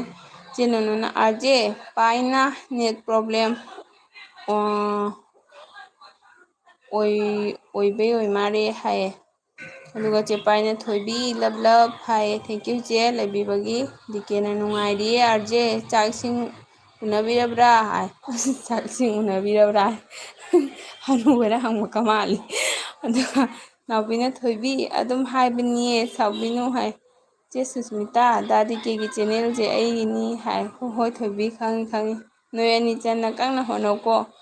ꯑꯗꯨꯒ RJꯅ ꯆꯦ ꯅꯣꯅꯣ ꯀꯣꯃꯦꯟ ꯄꯥꯗꯦ ꯍꯥꯏꯌꯦ ꯑꯗꯨꯒ ꯆꯦ ꯅꯣꯅꯣꯅ ꯆꯦ ꯄꯥꯔꯤꯗ KMC ꯍꯥꯏ ꯅꯥꯎꯕꯤꯅ ꯊꯣꯏꯕꯤ ꯑꯩ ꯆꯠꯂꯦ ꯅꯪ ꯑꯩꯉꯣꯟꯗ ꯁꯥꯎꯔꯕꯅꯤꯅ ꯍꯥꯏ ꯁꯥꯎꯏ ꯅꯠꯇꯦ ꯅꯪꯅ ꯍꯪꯉꯛꯄꯗꯨꯒ ꯀꯩꯒꯤꯅꯣ ꯍꯪꯉꯤꯅꯦ ꯁꯥꯎꯏ ꯅꯠꯇꯦꯗ ꯊꯣꯏꯕꯤꯅ ꯁꯥꯎꯗꯦ ꯅꯥꯎꯕꯤ ꯍꯥꯏ ꯑꯗꯨꯒ ꯗꯤꯀꯦꯅ ꯅꯥꯎꯕꯤ ꯍꯥꯏꯕ ꯅꯣꯛꯈꯔꯦ ꯗꯤꯀꯦꯅ ꯕꯥꯎ ꯇꯨꯃꯤꯟ ꯂꯩꯔꯣ ꯌꯥꯔꯦ ꯑꯗꯨꯒ ꯊꯣꯏꯕꯤꯅ ꯆꯠꯈꯤꯅꯨ ꯅꯥꯎꯕꯤ ꯍꯥꯏ ꯆꯠꯂꯣꯏꯗ ꯐꯥꯒꯤ ꯇꯧꯅꯤ ꯅꯥꯎꯕꯤꯁꯨ ꯑꯗꯨꯝ ꯑꯩꯉꯣꯟꯗ ꯏꯆꯦ ꯑꯗꯨꯃꯥꯏꯅ ꯈꯟꯖꯕꯅꯤ ꯕꯦꯕꯤꯅ ꯇꯧꯔꯕꯅꯤ ꯅꯦꯅꯦ ꯂꯣꯏꯅ ꯍꯥꯏ ꯃꯌꯥꯝ ꯕꯦꯕꯤ ꯆꯤꯡꯉꯗꯒꯤ ꯃꯌꯥꯝꯗ ꯁꯞ ꯑꯃꯃꯝ ꯇꯧꯔꯦ ꯍꯥꯏꯌꯦ ꯊꯦꯡꯀ꯭ꯌꯨ ꯕꯦꯕꯤ ꯊꯦꯡꯀ꯭ꯌꯨ ꯅꯦꯅꯦꯅ ꯊꯦꯡꯀ꯭ꯌꯨ ꯇꯧꯔꯤ ꯑꯗꯨꯒ ꯅꯦꯅꯦꯁꯨ ꯃꯣꯏꯒꯤꯗ ꯆꯪꯕꯗ ꯁꯨꯃꯥꯏꯅ ꯂꯣꯏꯅ ꯃꯥꯏ ꯃꯥꯏ ꯃꯤ ꯈꯪꯗꯦ ꯈꯪꯅꯕ ꯈꯪꯗꯦ ꯂꯥꯛꯄ ꯁꯨꯃꯥꯏꯅ ꯂꯣꯏ ꯇꯧꯅꯩꯅꯦꯕꯀꯣ ꯅꯥꯎꯕꯤꯅ ꯊꯣꯏꯕꯤ ꯅꯪ ꯑꯩꯉꯣꯟꯗ ꯋꯥ ꯑꯝꯇ ꯍꯥꯏꯒꯦ ꯍꯥꯏ ꯊꯣꯏꯕꯤꯅ ꯍꯣꯏ ꯗꯥꯎ ꯍꯥꯏ ꯑꯗꯨꯒ ꯗꯥꯏꯔꯤꯅ ꯀꯦꯝ ꯎꯗꯦ ꯀꯔꯤ ꯂꯥꯏꯞꯅꯣ ꯑꯩ ꯐꯣꯟ ꯖꯥꯏ ꯖꯥꯏ ꯅꯪꯒꯤ ꯐꯣꯟ ꯖꯥꯏ ꯅꯪꯒꯤ ꯐꯣꯟ ꯖꯥꯏ ꯑꯃꯝꯕꯗ ꯊꯥꯕ ꯂꯥꯏꯞꯅꯤ ꯅꯥꯏꯠ ꯂꯥꯏꯞꯅꯤ ꯅꯨꯡꯗꯥꯡ ꯑꯣꯏꯕꯗꯨꯒ ꯃꯝꯅ ꯊꯥꯔꯦꯀꯣ ꯃꯁꯛꯀ ꯎꯗ꯭ꯔꯦ ꯍꯧꯖꯤꯛꯁꯦ ꯁꯤꯆꯨꯋꯦꯁꯟꯁꯨ ꯐꯠꯇꯦ ꯃꯐꯝ ꯄꯨꯝꯅꯃꯛꯇ ꯏꯁꯤꯡ ꯏꯆꯥꯎ ꯊꯣꯛꯄ ꯈꯪꯗꯦ ꯀꯩ ꯈꯪꯗꯦ ꯃꯌꯥꯝ ꯋꯥꯅ ꯈꯣꯠꯅꯔꯤꯕꯅꯤꯅ ꯌꯥꯝꯅ ꯀꯩꯅꯣ ꯇꯧꯕꯁꯨ ꯅꯨꯡꯉꯥꯏꯇꯦꯀꯣ ꯑꯥꯔꯖꯦꯅ ꯑꯁꯥ ꯍꯦꯔꯣꯅꯤ ꯁꯦꯝꯒꯦ ꯇꯧꯔꯤꯅꯤ ꯁꯤꯁꯇꯔ ꯏꯁ ꯅꯪ ꯕꯗꯥꯝ ꯆꯥꯕꯩ ꯋꯥꯔꯤꯗꯣ ꯕꯗꯥꯝ ꯑꯃꯨꯛ ꯆꯥꯕꯗ ꯐꯣꯟ ꯅꯝꯕꯔ ꯄꯤꯔꯛꯄꯀꯣ ꯗꯤꯀꯦ ꯆꯞ ꯇꯧꯈ꯭ꯔꯕꯅꯤ ꯁꯔꯨꯛ ꯈꯥꯟꯒꯤ ꯚꯤꯗꯤꯑꯣꯗ ꯍꯥꯏ ꯆꯦ ꯄꯥꯔꯤ ꯃꯥꯏ ꯁꯔꯨꯛ ꯈꯥꯟꯒꯤ ꯚꯤꯗꯤꯑꯣꯗꯣ 11K ꯚ꯭ꯌꯨ ꯂꯩꯕꯅꯤ ꯆꯦ ꯅꯣꯅꯣꯅ ꯑꯥꯔꯖꯦ ꯑꯥꯔ ꯀꯣꯃꯦꯟ ꯑꯥꯏꯁꯦꯅꯥ ꯏꯇꯥꯂꯥꯒꯤ ꯑꯦꯟ ꯑꯣꯏꯔꯦ ꯍꯥꯏꯌꯦ ꯆꯦ ꯊꯥꯔꯗꯤ ꯑꯗꯨꯝ ꯉꯥꯏꯍꯥꯛ ꯊꯥꯎ ꯑꯗꯨꯒ ꯀꯩꯅꯣ ꯇꯧ ꯃꯌꯥꯝ ꯊꯥꯅꯔꯤꯉꯩꯗ ꯊꯥꯖꯟꯒꯅꯨ ꯆꯦ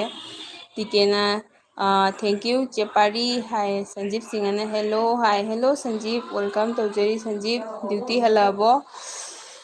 ꯂꯥꯛꯄꯤꯔꯤꯕ ꯏꯆꯤꯟ ꯏꯅꯥꯎ ꯃꯌꯥꯝ ꯄꯨꯝꯅꯃꯛ ꯑꯅꯧꯕ ꯑꯣꯏꯔꯒꯗꯤ ꯖꯣꯏꯟ ꯇꯧꯕꯤꯔꯝꯃꯣ ꯁꯞꯄꯣꯔꯠ ꯇꯧꯕꯤꯔꯝꯃꯣ ꯆꯦꯅꯦꯜꯗ ꯑꯗꯨꯒ ꯂꯥꯏꯛ ꯑꯃꯃꯝꯇꯪꯒ ꯄꯤꯕꯤꯔꯝꯃꯣ ꯗꯥꯏꯔꯤ ꯂꯩꯔꯤꯕꯣ ꯗꯥꯏꯔꯤ ꯄ꯭ꯂꯤꯖ ꯁꯞ ꯇꯧꯕꯤꯔꯝꯃꯣ ꯁꯞ ꯑꯃꯇꯪ ꯅꯤꯕꯗ ꯌꯥꯝ ꯋꯥꯖꯔꯕ ꯑꯩꯈꯣꯏꯅꯤ ꯑꯝꯇ ꯇꯧꯕꯤꯔꯝꯃꯣ ꯁꯞꯄꯣꯔꯠ ꯇꯧꯕꯤꯔꯝꯃꯣ ꯑꯗꯨꯒ ꯑꯥꯔꯖꯦꯅ ꯆꯦ ꯅꯣꯅꯣꯅ ꯀꯣꯃꯦꯟ ꯎꯗꯅ ꯇꯧꯔꯤꯅꯤ ꯍꯥꯏꯌꯦ ꯍꯌꯦ ꯇꯥꯛꯄꯤꯌꯨꯅꯦ ꯑꯥꯔꯖꯦ ꯑꯅꯧ ꯑꯅꯧꯕꯅꯤꯅ ꯑꯩꯈꯣꯏ ꯄꯨꯝꯅꯃꯛ ꯂꯣꯏꯅ ꯑꯦꯛꯁꯤꯗꯦꯟ ꯆꯥꯕꯗꯣ ꯑꯗꯨꯒ ꯅꯥꯎꯕꯤꯅ ꯊꯣꯏꯕꯤ ꯅꯪ ꯂꯩꯔꯗꯤ ꯑꯩꯁꯨ ꯂꯩꯒꯦ ꯍꯥꯏꯌꯦ ꯑꯗꯨꯒ ꯊꯣꯏꯕꯤꯅ ꯆꯦ ꯅꯣꯅꯣ ꯂꯞ ꯂꯞ ꯍꯥꯏꯌꯦ ꯆꯦ ꯅꯣꯅꯣ ꯅꯪ ꯆꯦ ꯅꯣꯅꯣ ꯃꯌꯥꯝ ꯄꯨꯝꯅꯃꯛꯇ ꯁꯞ ꯇꯧꯔꯕꯅꯤꯀꯣ ꯕꯦꯕꯤꯅ ꯕꯦꯕꯤ ꯅꯪ ꯂꯩꯔꯤꯕ ꯑꯥꯔꯖꯦꯅ ꯁꯤꯁꯇꯔꯒꯤ ꯚꯤꯗꯤꯑꯣ 24 ꯃꯤꯅꯤꯠ ꯀꯞꯈꯔꯦ ꯑꯩꯗꯤ ꯐꯨꯜ ꯋꯥꯆꯅꯤ ꯑꯥꯔꯖꯦꯗꯨꯗꯅ ꯑꯩ ꯚꯤꯗꯤꯑꯣꯁꯦ ꯌꯥꯝ ꯀꯥꯞꯁꯤꯟꯕ ꯇꯜꯂꯤ ꯀꯥꯞꯄꯒ ꯏꯗꯤꯠ ꯇꯧꯐꯝ ꯈꯪꯗꯦꯕꯀꯣ ꯑꯗꯨ ꯅꯍꯥꯟꯒꯤꯗꯣ ꯇꯧꯅ ꯁꯥꯡꯗꯣꯛꯈ꯭ꯔꯦ ꯁꯨꯃꯥꯏꯅ ꯇꯧꯕꯁꯦ ꯍꯦꯛꯇ ꯁꯥꯡꯉꯦꯕꯀꯣ ꯍꯣꯏ 24 ꯃꯤꯅꯤꯠ ꯌꯦꯡꯕ ꯋꯥꯔꯝꯒꯅꯤ ꯀꯔꯤꯝ ꯅꯠꯇꯦ ꯅꯪꯁꯨ ꯅꯣꯡꯃ ꯊꯥꯡꯒꯠꯂꯛꯑꯣ ꯑꯁꯥꯡꯕ ꯑꯃ ꯑꯩ ꯂꯣꯏꯅ ꯌꯦꯡꯉꯤꯀꯣ ꯑꯩ ꯌꯦꯡꯉꯗꯤ ꯐꯨꯜ ꯋꯥꯆꯅꯤ ꯑꯗꯨꯒ ꯗꯥꯏꯕꯣꯍꯜꯒꯤ ꯌꯦꯡꯗ꯭ꯔꯤꯕꯣ ꯁꯤ ꯇꯥꯔꯦ ꯑꯗꯨꯒ ꯆꯦ ꯅꯣꯅꯣꯅ ꯑꯥꯔꯖꯦ ꯅꯪꯒꯤ ꯐꯦꯃꯤꯂꯤ ꯃꯤꯡ ꯑꯁꯥ ꯀꯧꯕ꯭ꯔꯣ ꯍꯥꯏꯌꯦ ꯀꯧꯕꯅꯤ ꯆꯦ ꯑꯩ ꯈꯨꯝꯗꯣꯛꯑꯒꯦ ꯗꯤꯀꯦꯅ ꯕꯥꯎ ꯍꯥꯏꯔꯒ ꯅꯣꯛꯈ꯭ꯔꯦ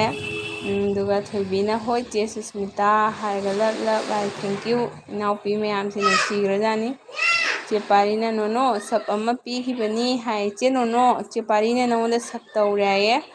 ꯆꯦ ꯄꯥꯔꯤꯅ ꯁꯞ ꯇꯧꯔꯦ ꯍꯥꯏ ꯃꯥꯜꯂꯦ ꯑꯝꯇ ꯌꯦꯡꯅꯧꯀꯣ ꯌꯦꯡꯉꯒ ꯍꯌꯦꯡ ꯑꯗꯨꯝ ꯍꯟꯅꯧ ꯑꯗꯨꯒ ꯅꯥꯎꯕꯤꯅ ꯏꯆꯦ ꯊꯣꯏꯕꯤꯁꯦ ꯈꯔ ꯍꯧꯔꯒꯦꯀꯣ ꯍꯥꯏ ꯅꯥꯎꯕꯤ ꯊꯣꯏꯕꯤꯁꯦ ꯃꯄꯨ ꯄꯥꯜꯂꯕꯅꯤ ꯑꯃꯨꯛ ꯈꯟꯅꯈꯤꯅꯤ ꯈꯪꯗꯦꯀꯣ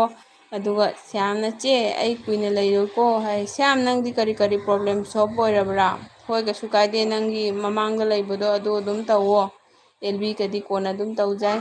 ꯊꯣꯏꯕꯤꯅ ꯗꯥꯎ ꯍꯥꯏꯌꯦ ꯑꯗꯨꯒ ꯑꯥꯔꯖꯦꯅ ꯆꯦ ꯅꯣꯅꯣ ꯚꯤꯗꯤꯑꯣꯗ ꯍꯥꯏꯔꯛꯀꯦ ꯍꯥꯏꯌꯦ ꯑꯥꯔꯖꯦ ꯅꯪ ꯚꯤꯗꯤꯑꯣ ꯁꯦꯝꯃꯣ ꯀꯥꯟꯅꯗꯦ ꯅꯪ ꯆꯦꯅꯦꯜ ꯑꯅꯧꯕ ꯍꯥꯡꯗꯣꯏꯔꯣ ꯑꯇꯣꯞꯄ ꯆꯦꯅꯦꯜꯗꯒꯤ ꯗꯤꯀꯦꯅ ꯀꯩꯅꯣꯝꯅꯦ ꯍꯥꯏꯌꯦ ꯑꯗꯨꯒ ꯊꯣꯏꯕꯤꯅ ꯑꯩ ꯁꯤꯔꯦꯗ ꯍꯥꯏ ꯊꯣꯏꯕꯤꯅ ꯕ꯭ꯔꯣꯁ ꯌꯥꯝ ꯏꯚꯤꯅꯤꯡ ꯍꯥꯏꯌꯦ ꯗꯤꯀꯦꯅ ꯆꯠꯈꯤꯅꯨ ꯁꯤꯕ ꯌꯥꯗꯦ ꯍꯥꯏꯅꯕꯅꯤ ꯊꯣꯏꯕꯤ ꯅꯪ ꯑꯩꯒꯤ ꯔꯤꯄ꯭ꯂꯥꯏ ꯄꯤꯗꯦ ꯍꯥꯏꯌꯦ ꯆꯦ ꯅꯣꯅꯣꯅ ꯊꯦꯡꯀ꯭ꯌꯨ ꯁꯣ ꯃꯁ ꯄꯥꯔꯤ ꯍꯥꯏꯌꯦꯀꯣ ꯆꯦ ꯅꯣꯅꯣ ꯆꯦ ꯄꯥꯔꯤꯁꯦ ꯆꯦꯅꯦꯜ ꯌꯥꯝ ꯊꯤ ꯆꯥꯎꯔꯕꯅꯤꯀꯣ ꯑꯩꯈꯣꯏꯗꯤ ꯀꯨꯏꯔꯕ ꯀꯩꯅꯣꯅꯤ ꯁꯥꯊꯤ ꯆꯥꯎꯔꯅꯤ ꯆꯦ ꯄꯥꯔꯤꯒꯤ ꯆꯦꯅꯦꯜꯁꯦ ꯑꯗꯨꯒ ꯆꯦ ꯄꯥꯔꯤꯅ ꯊꯣꯏꯕꯤ ꯏꯅꯥꯎ ꯀꯧ ꯀꯔꯤ ꯃꯊꯦꯜ ꯆꯥꯔꯒꯦ ꯊꯣꯏꯕꯤ ꯏꯅꯥꯎ ꯀꯔꯤ ꯃꯊꯦꯜ ꯆꯥꯔꯒꯦ ꯑꯣ ꯊꯣꯏꯕꯤꯗ ꯍꯪꯉꯛꯏꯕ ꯑꯗꯨꯒ ꯊꯣꯏꯕꯤꯅ ꯁꯤꯔꯣꯏ ꯍꯥꯏ ꯅꯣꯛꯈ꯭ꯔꯦ ꯑꯥꯔꯖꯦꯅ ꯗꯤꯀꯦꯒ ꯊꯣꯏꯕꯤꯒ ꯚꯤꯗꯤꯑꯣꯗ ꯎꯗꯦꯅꯦ ꯍꯥꯏꯌꯦ ꯗꯤꯀꯦꯒ ꯊꯣꯏꯕꯤꯒ ꯌꯥꯎꯕ ꯚꯤꯗꯤꯑꯣ ꯑꯝꯇ ꯂꯩꯇꯕꯅꯤ ꯁꯔꯨꯛ ꯈꯥꯟ ꯉꯥꯛꯇꯅꯤ ꯑꯗꯨꯒ ꯁ꯭ꯌꯥꯝꯅ ꯆꯦ ꯄꯥꯔꯤꯒ ꯑꯩꯒ ꯁꯞ ꯂꯩꯔꯝꯒꯅꯤ ꯍꯥꯏ ꯍꯣꯏ ꯕꯦꯕꯤꯅ ꯅꯦꯅꯦꯅ ꯍꯥꯏꯕ ꯆꯦꯅꯦꯜꯁꯤꯡꯗꯣ ꯂꯣꯏꯅ ꯁꯕꯁꯀ꯭ꯔꯥꯏꯞ ꯇꯧꯔꯕꯅꯤ ꯍꯥꯏ꯫ ꯑꯣꯀꯦ ꯑꯣꯀꯦ ꯕꯦꯕꯤ, ꯑꯗꯨ ꯁꯤꯒꯤ ꯅꯪꯅ ꯁꯕ ꯏꯕꯁꯦ ꯐꯨꯜ ꯏꯔꯛꯀꯅꯨ ꯌꯥꯗꯦ ꯍꯥꯏꯅꯤꯀꯣ꯫ Thank you thank you. ꯗꯤꯀꯦ ꯁꯕ ꯑꯃ ꯍꯦꯟꯒꯠꯄ꯭ꯔꯣ? ꯆꯦ ꯄꯥꯔꯤꯗꯁꯨ ꯇꯧꯔꯣ, ꯅꯣꯅꯣ ꯐ꯭ꯔꯣꯝ ꯀꯁꯥꯔꯁꯤꯁꯨ ꯇꯧꯕꯤꯌꯨꯀꯣ꯫ ꯑꯗꯨꯒ ꯕꯦꯕꯤꯅ ꯁꯨ ꯍꯥꯏ ꯀꯩ ꯍꯥꯏꯅꯣ? ꯗꯤꯀꯦꯅ ꯈꯨꯠꯁꯨ 14K ꯚ꯭ꯌꯨ ꯌꯧꯔꯦ, 545 ꯂꯥꯏꯛ ꯌꯧꯔꯦ, ꯐꯔꯦ ꯐꯔꯦ꯫ ꯅꯪ ꯑꯗꯨꯒꯤ ꯁꯣꯔꯠꯇꯣ ꯑꯃꯨꯛꯀ ꯅꯪ ꯃꯣꯅꯣ ꯑꯣꯏꯊꯣꯛꯑꯣ, ꯐꯔꯦ ꯑꯗꯨꯑꯣꯏꯗꯤ꯫ ꯗꯤꯀꯦꯅ ꯑꯥꯔꯖꯦ ꯚꯤꯗꯤꯑꯣ ꯅꯝꯃꯤꯟꯅꯕ ꯌꯥꯗ꯭ꯔꯤ꯫ ꯏꯁꯤꯡꯒ ꯆꯥꯎꯔꯤꯉꯩꯁꯦ ꯋꯥ ꯀꯥꯏꯅꯤ꯫ ꯕꯦꯕꯤꯅ ꯇꯧꯔꯕꯅꯤ ꯍꯥꯏ꯫ ꯍꯣꯏ ꯍꯣꯏ ꯊꯦꯡꯀ꯭ꯌꯨ꯫ ꯕꯦꯕꯤꯅ ꯆꯦ ꯄꯥꯔꯤ ꯆꯥꯗ꯭ꯔꯤꯌꯦ, ꯆꯥꯖꯗ꯭ꯔꯤꯌꯦ, ꯆꯦꯗꯤ ꯆꯥꯕꯤꯔꯕꯣ? ꯀꯔꯤ ꯃꯊꯦꯜ ꯆꯥꯕꯤꯔꯒꯦ ꯍꯥꯏ꯫ ꯅꯥꯎꯕꯤꯅ ꯏꯆꯦ ꯅꯪ ꯆꯥꯛ ꯊꯣꯡꯉꯕꯣ? ꯅꯥꯎꯕꯤ ꯊꯣꯡꯉꯦ, ꯉꯁꯤꯗꯤ ꯅꯣꯏ ꯏꯕꯥꯏꯅ ꯊꯣꯡꯈ꯭ꯔꯦ꯫ ꯈꯣꯡꯗ꯭ꯔꯨꯝ ꯊꯣꯡꯉꯦ, ꯑꯗꯨꯒ ꯃꯄꯥꯟꯗꯒꯤ ꯍꯣꯇꯦꯜꯗꯒꯤ ꯉꯥ ꯕꯖꯥꯔ ꯈꯔ ꯂꯧꯔꯦ꯫ ꯑꯗꯨꯃꯥꯏꯅ ꯇꯧꯔꯦ꯫ ꯑꯗꯨꯒ ꯆꯦ ꯄꯥꯔꯤꯅ ꯕꯦꯕꯤ ꯀꯔꯤ ꯃꯊꯦꯜ ꯆꯥꯔꯒꯦ ꯍꯥꯏ꯫ ꯕꯦꯕꯤ ꯅꯪ ꯂꯩꯔꯤꯕꯣ? ꯆꯦ ꯄꯥꯔꯤꯅ ꯍꯪꯉꯛꯏ꯫ ꯑꯗꯨꯒ ꯆꯦ ꯅꯣꯅꯣꯅ ꯑꯩ ꯂꯥꯏꯚ ꯂꯣꯏꯔꯒ ꯔꯤꯇꯔꯟ ꯍꯥꯏꯌꯦ꯫ ꯔꯤꯇꯔꯟ ꯇꯧꯅꯨ ꯆꯦ ꯅꯣꯅꯣ, ꯍꯧꯖꯤꯛ ꯔꯤꯇꯔꯟ ꯇꯧꯅꯨ, ꯍꯌꯦꯡ ꯇꯧ꯫ ꯍꯌꯦꯡ ꯅꯣꯡꯉꯥꯜꯂꯒ ꯉꯁꯤ ꯅꯪꯅ ꯍꯧꯖꯤꯛ ꯅꯨꯡꯗꯥꯡ ꯖꯣꯏꯟ ꯇꯧꯕꯁꯦ ꯑꯁꯤꯒꯤ ꯄꯨꯡꯁꯤꯒꯤ ꯈꯛꯇꯪ ꯃꯈꯥꯗ ꯇꯧꯅꯧ ꯍꯥꯏꯕꯅꯤ꯫ ꯑꯗꯨꯃꯥꯏꯅ ꯇꯧꯔ ꯃꯥꯡꯗꯦꯅ ꯑꯩꯈꯣꯏꯁꯨ ꯍꯥꯟꯅ ꯂꯥꯏꯚꯇ ꯍꯔꯥꯎꯗꯅ ꯄꯪꯇꯧꯗ ꯇꯧꯅꯅ ꯑꯃꯨꯛꯇ 30 ꯅꯤꯊꯣꯏꯒ ꯀꯛꯏ꯫ ꯑꯗꯨꯒꯗꯤ ꯀꯨꯏꯅ ꯂꯥꯏꯚꯀ ꯆꯪꯗꯦ, ꯆꯪꯉ ꯀꯩꯗꯧꯗꯣꯏꯅꯣ ꯍꯥꯏꯅ꯫ ꯑꯗꯨꯒ ꯅꯥꯎꯕꯤꯅ ꯊꯣꯏꯕꯤ ꯅꯪ ꯔꯤꯄ꯭ꯂꯥꯏ ꯄꯤꯔꯣꯏꯗꯔꯣ ꯍꯥꯏ꯫ ꯗꯤꯀꯦꯅ ꯊꯦꯡꯀ꯭ꯌꯨ ꯕꯦꯕꯤ ꯍꯥꯏꯔ ꯈꯨꯔꯨꯝꯖꯔꯤ ꯍꯥꯏꯔꯛꯑꯦ꯫ ꯗꯤꯀꯦꯅ ꯊꯦꯡꯀ꯭ꯌꯨ ꯇꯧꯔꯛꯑꯦ ꯕꯦꯕꯤꯗ꯫ ꯑꯗꯨ ꯆꯦ ꯄꯥꯔꯤꯅ ꯅꯥꯎꯕꯤ ꯚꯤꯗꯤꯑꯣ ꯑꯅꯧꯕ ꯍꯥꯞꯄꯛꯑꯣ ꯍꯥꯏ꯫ ꯑꯗꯨꯒ ꯊꯣꯏꯕꯤꯅ ꯕꯦꯕꯤ ꯏꯚꯤꯅꯤꯡ ꯍꯥꯏ꯫ ꯅꯥꯎꯕꯤꯅ ꯆꯦ ꯄꯥꯔꯤ ꯑꯩ ꯄꯥꯏꯗꯦ ꯍꯥꯏ꯫ ꯅꯥꯎꯕꯤ ꯆꯦꯅꯦꯜ ꯄꯥꯏꯗꯕꯅꯤ ꯆꯦ꯫ ꯊꯣꯏꯕꯤꯅ ꯗꯥꯎ ꯑꯩ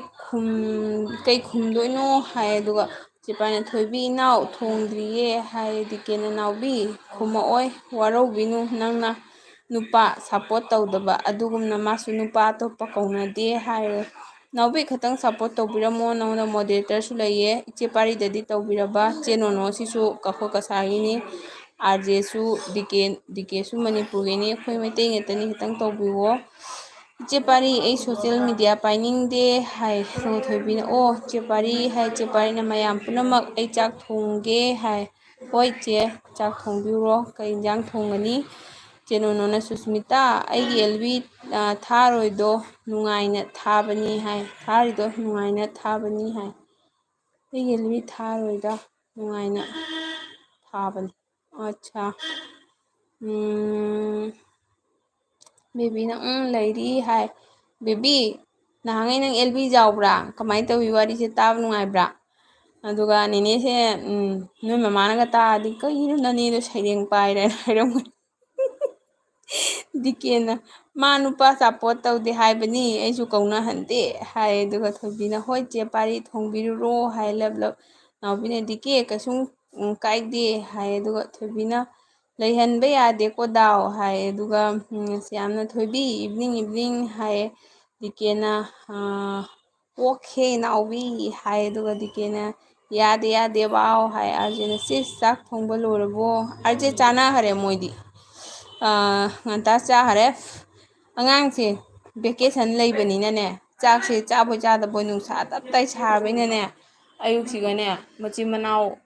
ꯄꯨꯡ 12:30 12 ꯑꯗꯨꯋꯥꯏꯗꯩ ꯇꯨꯝꯕꯗꯨꯅ ꯄꯨꯡ 3 ꯃꯈꯥꯏꯗꯕꯨ ꯍꯧꯒꯠꯂꯛꯏꯅꯦ꯫ 3 ꯃꯈꯥꯏ ꯅꯠꯇ꯭ꯔ 4 ꯃꯈꯥꯏꯔ ꯈꯪꯗꯦꯗ꯫ ꯈꯦꯔꯀꯤ ꯂꯣꯟꯁꯤꯟꯕꯤꯔ ꯀꯨꯂꯔ ꯊꯥꯔ ꯃꯣꯏ ꯑꯅꯤ ꯇꯨꯡꯁꯦꯅ ꯆꯥꯛ ꯆꯥꯔꯣꯏꯅ꯫ ꯑꯗꯨꯒ ꯗꯤꯀꯦꯅ ꯁ꯭ꯌꯥꯝ ꯑꯩꯒꯤ ꯆꯦꯅꯦꯜꯕꯨꯁꯨ ꯁꯕ ꯇꯧꯕꯤꯌꯣ ꯍꯥꯏ꯫ ꯊꯣꯏꯕꯤꯅ ꯗꯥꯎ ꯍꯥꯏ꯫ ꯑꯗꯨꯒ ꯁ꯭ꯌꯥꯝꯅ ꯆꯦ ꯅꯣꯅꯣ ꯍꯧꯖꯤꯛ ꯁꯕ ꯂꯥꯏꯛ ꯀꯣꯃꯦꯟ ꯇꯧꯔꯦꯀꯣ ꯍꯥꯏ꯫ ꯑꯗꯨꯒ ꯊꯣꯏꯕꯤꯅ ꯕ꯭ꯔꯣ ꯁ꯭ꯌꯥꯝꯒꯤ ꯁꯕ ꯇꯧꯕꯤꯒꯦ ꯍꯥꯏ꯫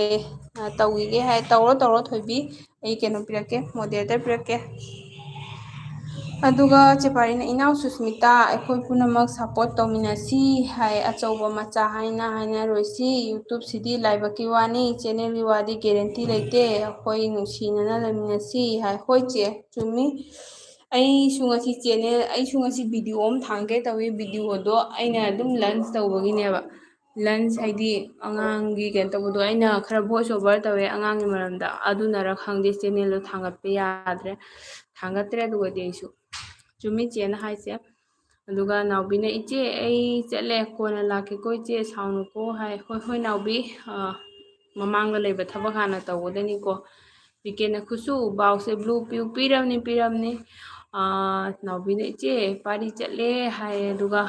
ꯕꯦꯕꯤꯅ ꯂꯩꯔꯤ ꯅꯦꯅꯦ ꯍꯥꯏꯌꯦ ꯍꯣꯏ ꯍꯣꯏ ꯕꯦꯕꯤ ꯃꯃꯥ ꯇꯥꯕ꯭ꯔꯣ ꯑꯩꯒꯤꯁꯦ ꯑꯗꯨꯒ ꯅꯥꯎꯕꯤꯅ ꯏꯆꯦ ꯗ꯭ꯌꯨꯇꯤꯗꯅꯤ ꯆꯦꯛꯀꯤꯡ ꯇꯧꯈꯤꯒꯦ ꯂꯩꯌꯨ ꯍꯥꯏ ꯍꯣꯏ ꯍꯣꯏ ꯅꯥꯎꯕꯤ ꯅꯪꯗꯣ ꯁꯣꯏꯗꯅꯕ ꯇꯧꯀꯣ ꯑꯦꯜꯕꯤ ꯑꯃꯅ ꯊꯕꯛꯀ ꯄ꯭ꯔꯣꯕ꯭ꯂꯦꯝ ꯑꯣꯏꯕ ꯌꯥꯕ ꯅꯠꯇꯦ ꯑꯗꯨꯒ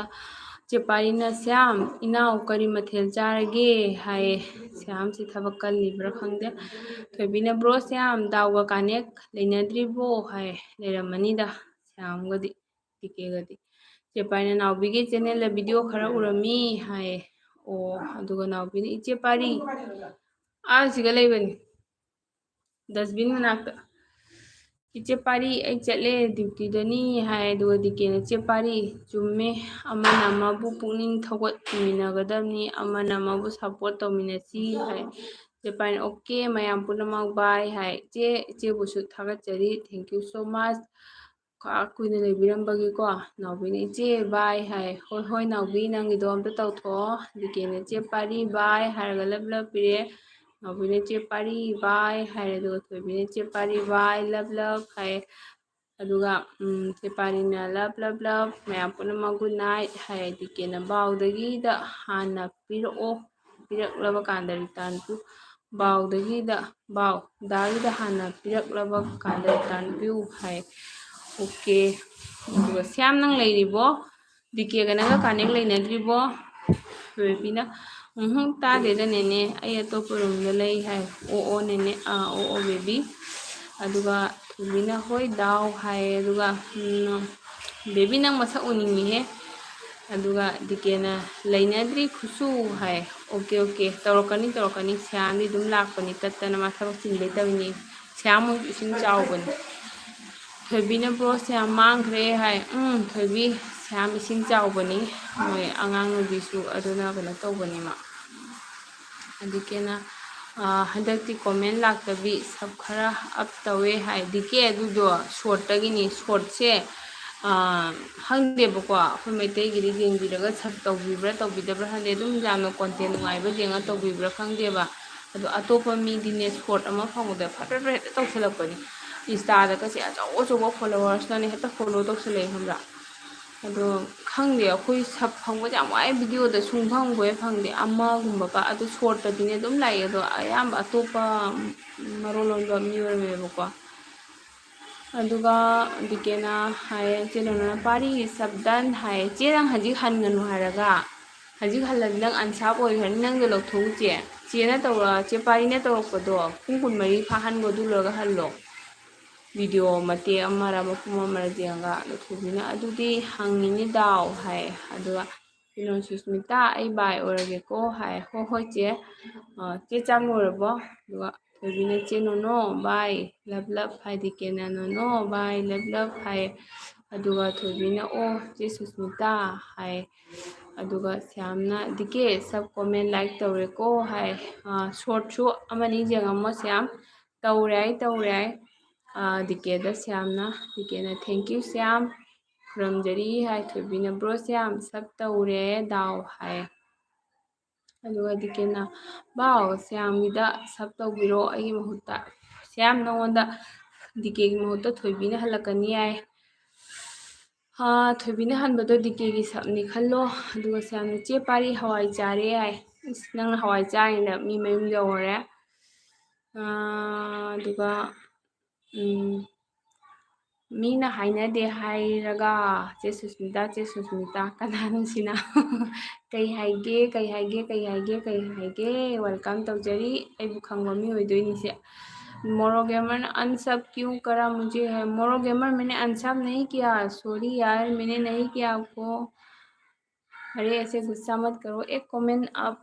फ्रेश वाला एक कमेंट डाल दो मैं चेक करके आपको चेक करती हूँ अनसब नहीं कर गए ऐसे नहीं है मैं आज तक जो भी किसी का भी लाइव से ज्वाइन किया है ना मैंने किसी को ऐसे बाद में आके अनसब नहीं करती हूँ मोरो गेमर थोबिना ꯕ꯭ꯔꯣꯁꯌꯥꯝꯗꯤ ꯑꯩꯒꯤ ꯍꯥꯟꯅ ꯀꯥꯅꯦꯛ ꯂꯩꯅꯔꯝꯃꯦ ꯍꯥꯏ ꯇꯤꯛꯀꯦꯅ ꯑꯗꯨ ꯎꯔꯗꯤ ꯌꯥꯔꯦ ꯇꯤꯛꯀꯦ ꯅꯕꯨꯛ ꯐꯠꯇꯕ ꯇꯧ ꯍꯟꯕꯤꯈꯣ ꯁꯌꯥꯝꯗꯁꯨ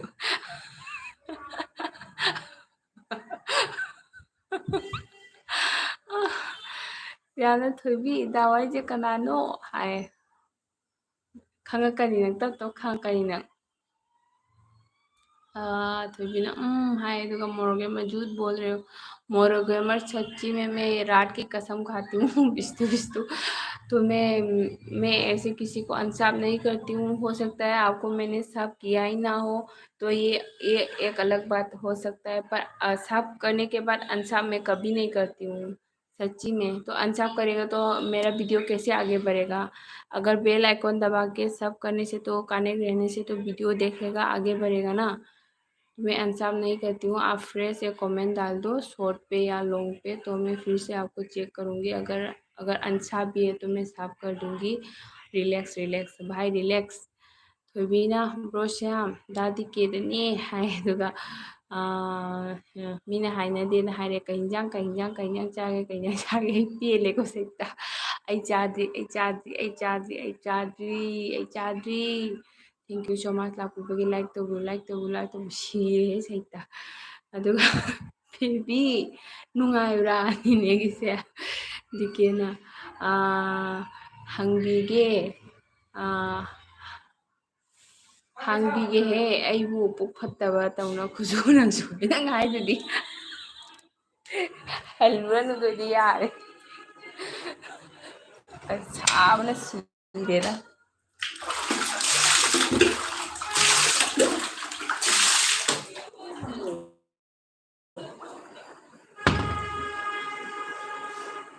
अदुगा थोबिना दाव हेंग हनबीगो को हाय लो आय दिके हनगे बाव हाय मोरोना ओके हाय को हाँ मोरो ऐसे खराब नहीं सोचना है ठीक है ननाउ चक चाब्रो nga चाइबा इश nga मास्टर nga लेत्रबो कायदे लेगे आई चारो मांगोदे पिजो कायदे लेगे मांगोदे पिजो मा चारो नोय नहीं चा अदु ओके थोबिना होय हाय मोरोना ऑन मोरो is on thank you so much मोरो दुगा मोरो खाना खाया क्या दुगा मीना हाइना दे हायगा मीना हाइना दे हायगा मीना हाइना दे हायगा कई हाइना दे हाइनो ने नंग चागे हायरो से चारोसे नंग चागंदबदु हंगे लाला पुरके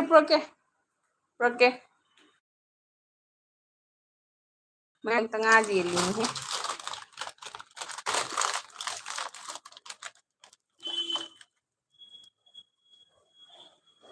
थोबी के हिंजांग नि हाइबा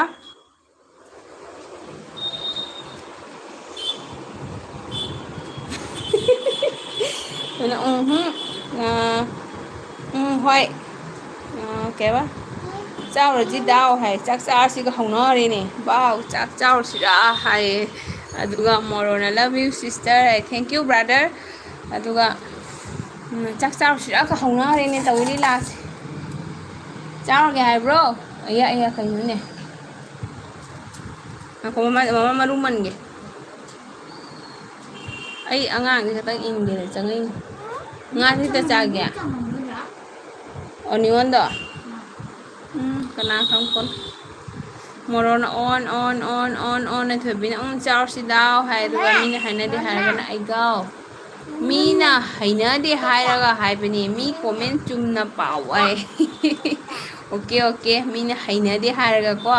बेबीने चाक लोरबनीना ममागा चाक हिंजांग थीबा खरा यारुगे यारदी अमुक लाके को नेने होय बेबी तौरो जाओ ममा की पेंग पांग नेने सो आंगांग के nga खरा इंबीदेन चंगयो खरा बुदि मा नुसा सावसिगा अमुसु चाय अमुसु चादेबको कायदिनो खंगदे नुधांगे हयिंग नम तुसनगे थोबीने चे सुस्मिता आई चाक चारुगे हाय होय थोबी चाथुरो कई मथेल ओरमदोइबा दिकेगिना कई मथेल ओरिबा तो दिकेना एलके ओ थो ꯂꯥꯛꯑꯣ ꯊꯣꯛꯂꯁꯤ ꯀꯥꯏ ꯆꯠꯄꯒꯁꯦ ꯄꯨꯂꯞ ꯄꯨꯂꯞ ꯁꯣꯏꯅꯤ ꯇꯝꯅꯖꯔꯛꯆꯅꯤꯀꯣ ꯑꯗꯨꯒ ꯃꯣꯔꯣꯅ ꯑꯣꯟ ꯊꯣꯏꯕꯤꯅ ꯍꯣꯏ ꯗꯥꯎ ꯍꯥꯏꯗꯤ ꯀꯦꯅ ꯈꯨꯠꯁꯨ ꯆꯥꯛ ꯆꯥꯎꯒꯦꯀꯣ ꯍꯥꯏ ꯍꯣꯏ ꯍꯣꯏ ꯆꯥꯛ ꯆꯥꯊꯣꯛꯎꯔꯣ ꯑꯗꯨꯒ ꯆꯦ ꯁꯨꯁꯃꯤꯇꯥ ꯁꯤꯕꯤ ꯆꯦꯒ ꯃꯥꯟꯅꯩ ꯍꯥꯏ ꯑꯣ ꯍꯥꯎ ꯀꯩ ꯍꯥꯏꯕ ꯅꯪ ꯆꯥꯛ ꯀꯩꯗꯧꯕ ꯆꯥꯊꯣꯛꯀꯗ꯭ꯔꯥ ꯍꯥꯏꯔꯣ ꯆꯥꯎ ꯅꯪ ꯆꯥꯛꯇꯣ ꯐꯖꯅ ꯆꯥꯎ ꯅꯁꯥꯗꯣ ꯏꯁꯇꯤꯜ ꯕꯣꯗꯤ ꯃꯥꯟꯗꯣꯔꯦ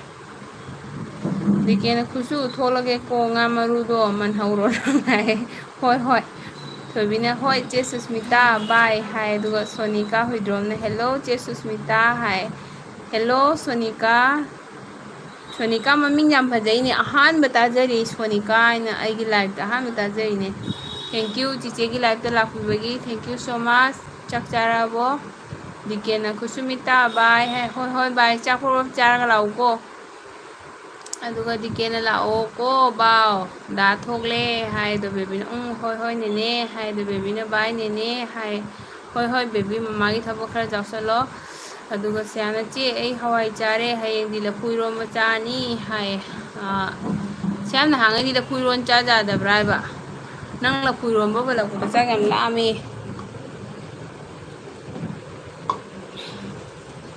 ꯁꯣꯅꯤꯀꯥ ꯋꯦꯜꯀꯝ ꯆꯦ ꯁꯨꯁꯃꯤꯇꯥꯁꯤ ꯀꯩ ꯂꯝꯗꯩꯅꯣ ꯍꯥꯏ ꯁꯣꯅꯤꯀꯥ ꯆꯤꯆꯦꯗꯣ ꯀꯁꯥꯔꯗꯩꯅꯤ ꯁꯣꯅꯤꯀꯥꯗꯤ ꯃꯅꯤꯄꯨꯔꯗꯩꯔꯥ ꯀꯁꯥꯔꯗꯩꯔꯥ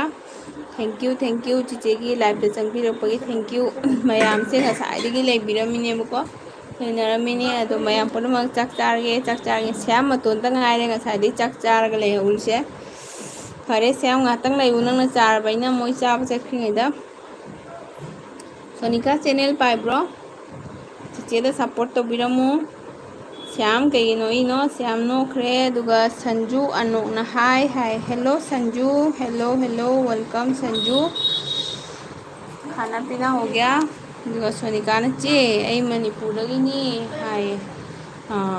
ꯑꯣ ꯁꯣꯅꯤꯀꯥ ꯍꯣꯏꯗꯤ ꯀꯩꯁꯨꯝ ꯇꯧꯗꯕ꯭ꯔꯥ ꯏꯃꯨꯡ ꯃꯅꯨꯡ ꯏꯁꯤꯡ ꯆꯥꯎꯕꯁꯤꯅ ꯌꯥꯝ ꯅꯨꯡꯉꯥꯏꯔꯦ ꯁꯣꯅꯤꯀꯥ ꯊꯦꯡꯅꯕꯁꯦ ꯅꯨꯡꯉꯥꯏꯀꯣ ꯅꯣꯏꯅ ꯈꯒꯠꯂꯛꯑꯒ ꯃꯄꯨꯡ ꯐꯥꯕꯤꯕꯁꯦ ꯆꯤꯆꯦꯗꯤ ꯉꯁꯤ ꯑꯦꯜꯕꯤ ꯊꯥꯔꯛꯄꯁꯦ ꯌꯥꯝꯅ ꯈꯜꯂꯒ ꯋꯥꯈꯜꯁꯦ ꯈꯜꯂ ꯊꯥꯔꯛꯏꯅꯤꯀꯣ ꯃꯤ ꯃꯌꯥꯝ ꯏꯁꯤꯡ ꯆꯥꯎꯅꯕꯅꯤꯅ ꯑꯗꯨꯗꯤ ꯑꯦꯜꯕꯤꯁꯨ ꯃꯤꯁꯨ ꯂꯥꯛꯑꯣꯏ ꯃꯌꯥꯝ ꯄꯨꯝꯅꯃꯛ ꯋꯥꯅꯔꯤ ꯃꯩꯁꯨ ꯂꯥꯛꯅꯗꯦ ꯍꯥꯏꯅ ꯃꯆꯦ ꯅꯤꯡꯕ ꯃꯅꯥꯎꯄꯥꯅꯤ ꯍꯥꯏꯁꯦ ꯌꯥꯝꯅ ꯍꯣꯏ ꯍꯣꯏ ꯁ꯭ꯌꯥꯝ ꯅꯪꯅ ꯂꯐꯨ ꯏꯔꯣꯝꯕ ꯍꯌꯦꯡ ꯆꯥꯗ꯭ꯔꯤꯗꯣ ꯀꯩꯒꯤꯅꯣꯕ ꯅꯍꯥꯟꯒꯩ ꯆꯥ ꯌꯥꯗꯕ꯭ꯔꯥ ꯍꯥꯏꯕ दुआ संजू आप है क्या चले गए अच्छा संजू है व्हाट आर फ्रॉम संजू मैं असम से हूँ आप कहाँ से हो श्याम अखोइसे मीना मपाने मीना अतोपा मीना हंगदे अखोइसे कसार हाइदे असम हाइबको स्टेट तो खंगनबा हाइना अदु अखोइ मसेन होइदि दुम अखोइसे कसार हाइबनेबको अदुगा सोनिकाना अखोइदि ꯀꯩꯝ ꯇꯧꯗꯦ ꯆꯦ ꯑꯗꯣ ꯊꯪꯅꯕ ꯈꯨꯜꯗꯤ ꯏꯁꯤꯡ ꯆꯥꯎꯋꯦ ꯍꯣꯏꯅꯦ ꯁꯣꯅꯤꯀꯥ ꯌꯥꯝ ꯏꯁꯤꯡ ꯆꯥꯎꯋꯦ ꯀꯁꯥꯔꯗꯁꯨ ꯆꯥꯎꯋꯦ ꯈꯪꯕ꯭ꯔꯥ ꯀꯁꯥꯔꯗꯗꯤ ꯃꯃꯥꯡ ꯆꯍꯤꯗ ꯆꯥꯎꯒꯦꯕꯀꯣ ꯃꯃꯥꯡꯒꯤ ꯆꯍꯤꯗ ꯊꯥꯗꯣꯛ ꯃꯃꯥꯡꯒꯤ ꯆꯍꯤꯗꯨꯒ ꯑꯗꯨꯃꯥꯏꯅ ꯍꯟꯗꯛꯁꯤ ꯆꯥꯎꯋꯤ ꯑꯗꯣ ꯉꯁꯤꯗꯤ ꯅꯣꯡꯁꯨ ꯇꯥꯗꯦ ꯃꯪꯉꯒꯗꯤ ꯂꯩ ꯌꯥꯏ ꯐꯔꯦ ꯅꯣꯏꯒꯤ ꯀꯩꯁꯨꯝ ꯇꯧꯗ꯭ꯔꯗꯤꯀꯣ ꯅꯨꯡꯉꯥꯏꯇꯦꯅꯀꯣ ꯈꯪꯅꯕ ꯀꯧꯔꯗꯤ ꯋꯥꯈꯜꯁꯦ ꯅꯨꯡꯉꯥꯏꯇꯦ खंजन लेको कई इंजांग चारके सोनिका दुआ संजू ना आई एम फ्रॉम त्रिपुरा है ओके संजू आप हिंदी में आराम से बात कर सकते हो और मुझे बंगाली भी थोड़ा थोड़ा आता है तो आप ये दोनों लैंग्वेज में आराम से बात कर सकते हो मैं मणिपुरी हूँ आप बंगाली हो या त्रिपुरी हो आप बता दो संजू आपका चैनल है तो एक कमेंट लॉन्ग वीडियो वॉच करके एक कमेंट छोड़ दो मैं आपको सपोर्ट बैक ज़रूर करूँगा पर अगले दिन करूँगा एलबी के तुरंत बात नहीं करूँगा नहीं तो अनसाफ हो जाता है दुगा श्याम हिंजांग लेते है कई हिंजांग लेतबनो श्याम हवाईदो पंहाव हावबनी अखोई नामु इसिंग चावदो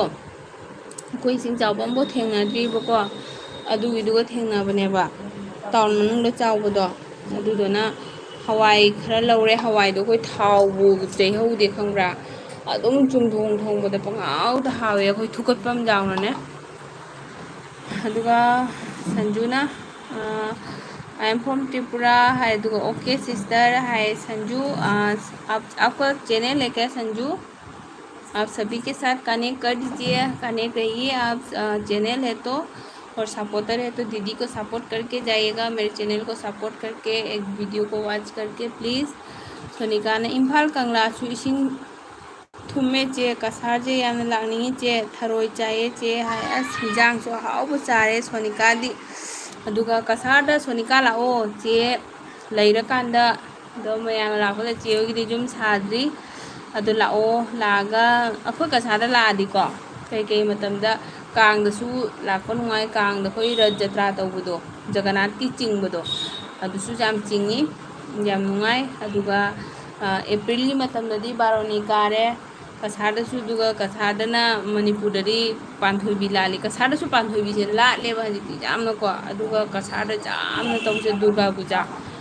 पूजा अक्टोबर से जामना धूमधाम तौइको पांथोइबीसु पांथोइबीना पांथोइमा पांथोइबी लालिबा दुर्गा पूजा अदोइदि पेंडेल टाउनददी पेंडेल मयामसिनाने एकदम टाउन लोक सांगबा टाउनदो कनो तौदे हाई टाउन से सांगेबको अदुदो गाड़ी नंबुक चते खोंगना लोइना जेंगबा चनैबा अदुगा सोनिका चिचेदा सपोर्ट तौरमुको अदुगा हयेंग कोने वीडियो थांगपा मतमदसु खका जेंगबिरो नोय मयामना सपोर्ट तौद्रदि अदुगा श्यामना ngasi चागदबनी अखोइगी लाई खुरंबा अमा लई ngasi दि nga सा कइबे चाबा यादि ओ श्याम अच्छा श्याम ऐसु जाम पामे लफुदो सोनिकाना ऐदि चैनल पाइदे चे हाय ओ चैनल पाइदे होइदा कछु काइदे दोइसु श्यामना कंगलादा नते मफम अयाम्ब लोइना चावरे श्याम कंगलादा इमा कैथेलसु चावरे अदोइदि नोइगी तुरेलुदि किंथगरबा श्याम सेकमाई तुरेलदो नोइ सेकमाई तुरेलदो किंथगरबा अदुगसु चावरेदा जामना अदुगा सोनिकाना होइचे हाय थैंक यू सोनिका जाम नुंगाइरे लापता वारी सानाबिबको लेबिको ngaतंग अदुगा मीन हैनदे हायरगा आई याम नोंनिंगिने माई आईडी सिबु श्याम कनानो सिबु माई डीपी से जेगुमदा मैडम कौन फेंगजरी हाय कनानो ने फेंगबिउ चाबता जादे कौन फेंगबसु हैगदबने फेंगबिउ अदुगा राजू निंगथौ जमना हाय हेलो राजू वेलकम तौजरी राजू बुसु चे ताब्रो हाय ताई राजू ताये हारो चाक चानरबो कई इंजांग चाके राजू होगी कदौराइनो कैम नाम प्रेनो सिका खरा पुरो पुंग कनो तौरबा आइसे जांगन चाकौनी ऐसा पुंग अपन ताबसिने nganta चाक तौनरमिसे सोनिका मैदी लेब्रो श्याम नोइ लेकाइदि मै लेब्रा चेन गए निखाइरे हाइबनी अखोइगी सेंगमाइगदी याम लापनैको हाय ओ सेनाइगा लापनैरा श्याम नोइगीदुदि सिंग चंगक्तब्रा दुगा चाबदी पेपर प्लेट चाय दुगा करी कोन पेंगबा नुंथांगददि चापु युआन पेंगनु तौहैदे हे अदुगा मिंगसे कमाई तौगे हाय मिंगसे ओके नि सोनिका ने मैसेज कक्तसु जाए सोनिका कई हाय नो कक्तसु जाए नो what is your name sister hi Sanju my ID name is my own name Sanju अदुगा श्यामना फुलदा लाके हाय फुलदा लाए ओ फुलदा लाए हाबको अदुगा सोनिकाना अखोइदि मैदि अदुम लइए चे हाय ओ अखोइगी अतोपा इता सिंजु लांबा दो मोइदि मै लाक्ते हाय माइगे हनिदे तौरंगनेबा खरा चावबो मफमदो खरा चांगना फरदि फनिदा खंगदेदा सोंदसु ट्रेन लंबीगा लोइना थिंगिबको आसाम लोंदा गुवाहाटी लोंदसु ट्रेन लंबीगा थिंगबसिना याम फरक ता लेरेदा अदुदि दिमापुर लंबीसिदि अदुम चटपे याद्रबनी ꯗꯤꯃꯥꯄꯨꯔ ꯅꯠꯇꯦ ꯁꯣꯔꯤ ꯁꯤꯜꯆꯔꯗꯒꯤ ꯍꯥꯞꯂꯣꯡ ꯂꯥꯛꯄꯩ ꯂꯝꯕꯤꯁꯤꯗꯤ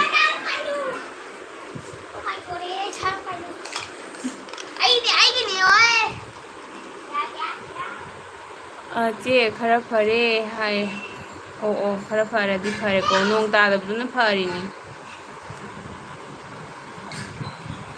ꯅꯣꯡ ꯇꯥꯗꯕꯗꯨꯅ ꯐꯔꯤꯅꯤ ꯅꯣꯡ ꯀꯟꯁꯤꯜꯂꯛꯑꯗꯤ ꯀꯩꯅꯣ ꯇꯧꯗꯣꯏꯅꯤ ꯐꯔꯛ ꯇꯥꯗꯣꯏꯅꯤ ꯑꯗꯨꯒꯅꯦ ꯃꯅꯤꯄꯨꯔꯗ ꯅꯣꯡ ꯆꯥꯎꯕ ꯃꯅꯤꯄꯨꯔꯗ ꯏꯁꯤꯡ ꯆꯥꯎꯔꯗꯤꯅꯦꯀꯣ ꯀꯁꯥꯔꯗꯁꯨ ꯏꯁꯤꯡ ꯆꯥꯎꯔꯦꯕꯀꯣ ꯍꯥꯏꯗꯤ ꯀꯁꯥꯔꯗ ꯏꯆꯨ ꯆꯨꯗ꯭ꯔꯁꯨ ꯃꯅꯤꯄꯨꯔꯗꯕꯨ ꯏꯁꯤꯡ ꯆꯥꯎꯔꯗꯤ ꯀꯁꯥꯔꯒꯤ ꯕꯣꯔꯥꯛ ꯚꯛ ꯂꯥꯎ ꯍꯦꯟꯒꯠꯂꯦꯕ ꯍꯥꯏꯗꯤ ꯅꯣꯏꯔꯣꯝꯗ ꯏꯁꯤꯡ ꯊꯥꯗꯔꯛꯄ ꯇꯥꯔꯗꯤ ꯑꯗꯨꯅ ꯑꯩꯈꯣꯏꯁꯦ ꯃꯔꯤ ꯏꯁꯝꯇ ꯁꯝꯅꯩꯅꯦꯕ ꯌꯥꯝꯅ ꯀꯣꯃꯦꯟ ꯀꯣꯃꯦꯟ ꯀꯣꯃꯦꯟ ꯀꯣꯃꯦꯟ ꯍꯥꯏꯌꯦ ꯀꯥꯏ ꯆꯠꯈ꯭ꯔꯦ ꯃꯤꯅ ꯍꯩꯅꯗꯦ ꯍꯥꯏꯔꯒꯗꯣ ꯀꯣꯟ ꯐꯦꯡ ꯂꯣꯏꯗ꯭ꯔꯤꯕꯣ ꯍꯩꯅꯗꯦ ꯍꯩꯅꯗꯦꯁꯦ ꯀꯣꯟ ꯐꯦꯡ ꯂꯣꯏꯗ꯭ꯔꯤꯕ ꯈꯪꯗꯦ ꯁꯣꯅꯤꯀꯥ ꯃꯅꯤꯄꯨꯔ ꯀꯥꯏꯗꯩꯅꯣ ꯃꯃꯤꯡꯗꯤ ꯑꯁꯦꯡꯕꯒꯤꯅꯤ ꯁꯣꯅꯤꯀꯥ ꯑꯍꯥꯟꯕ ꯇꯥꯏꯅꯤ ꯌꯥꯝ ꯅꯨꯡꯁꯤꯀꯣ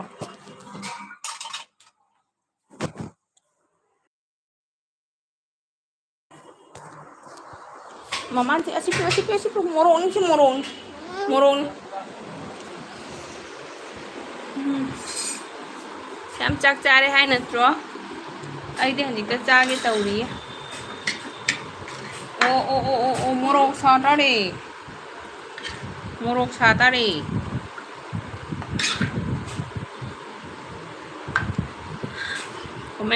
ꯀꯣꯃꯦꯟ ꯃꯌꯥꯝ ꯀꯣꯃꯦꯟ ꯇꯧꯕꯤꯔꯣ ꯄꯨꯡꯈꯥꯏ ꯑꯃꯃꯨꯛꯀ ꯂꯩꯖꯈꯤꯒꯦ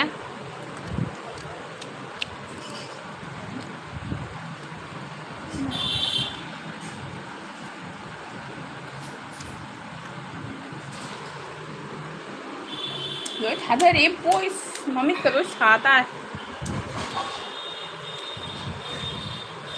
ꯆꯦ ꯗꯤꯀꯦꯁꯦ ꯀꯅꯥꯅꯣ ꯍꯥꯏ ꯑꯣ ꯁꯦꯝ ꯗꯤꯀꯦꯗꯣ ꯅꯪꯅ ꯊꯣꯏꯕꯤ ꯍꯥꯏꯕꯗꯣ ꯑꯗꯨꯒꯤ ꯁꯥꯏꯟ ꯑꯗꯨꯒ ꯁꯣꯅꯤꯀꯥꯅ ꯑꯩ ꯃꯅꯤꯄꯨꯔ ꯂꯝꯂꯥꯏꯗꯩꯅꯤ ꯏꯆꯦ ꯏꯝꯐꯥꯜ ꯏꯁ ꯗꯤꯁꯇ꯭ꯔꯤꯛꯇꯒꯤ ꯍꯥꯏ ꯑꯣ ꯁꯣꯅꯤꯀꯥ ꯂꯝꯂꯥꯏꯗꯒꯤ ꯑꯍꯥꯟꯕ ꯊꯦꯡꯅꯔꯤꯌꯦ ꯂꯝꯂꯥꯏꯗꯩꯗꯤ ꯅꯍꯥꯟꯗꯩ ꯑꯃꯨꯛ ꯊꯦꯡꯅꯗ꯭ꯔꯤ ꯅꯤꯡꯊꯧꯈꯣꯡ ꯍꯥꯏꯕ꯭ꯔꯥ ꯅꯤꯡꯊꯧꯈꯣꯡꯗꯩ ꯊꯦꯡꯅꯔꯦ ꯁꯌꯥꯝ ꯂꯩꯔꯦ ꯁꯌꯥꯝꯗꯤ ꯄꯥꯠꯁꯣꯏꯒꯤ ꯍꯥꯏꯕ꯭ꯔꯥ ꯀꯩꯅꯣꯝ ꯍꯥꯏꯗꯥꯏ ꯁꯌꯥꯝ ꯀꯣ ꯆꯦ ꯍꯣꯏꯁꯨ ꯀꯣꯏꯕ ꯂꯥꯛꯀꯅꯤꯌꯦ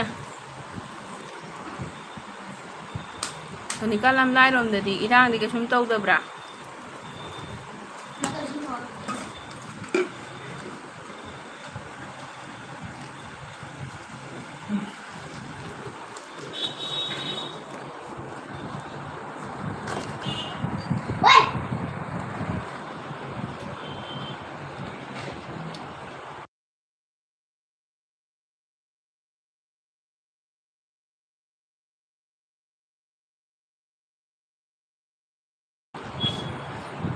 ꯅꯣꯏ ꯑꯅꯤ ꯂꯩꯀꯣ ꯆꯦꯗꯣ ꯆꯥꯛ ꯆꯥꯕ ꯐꯝꯃꯤ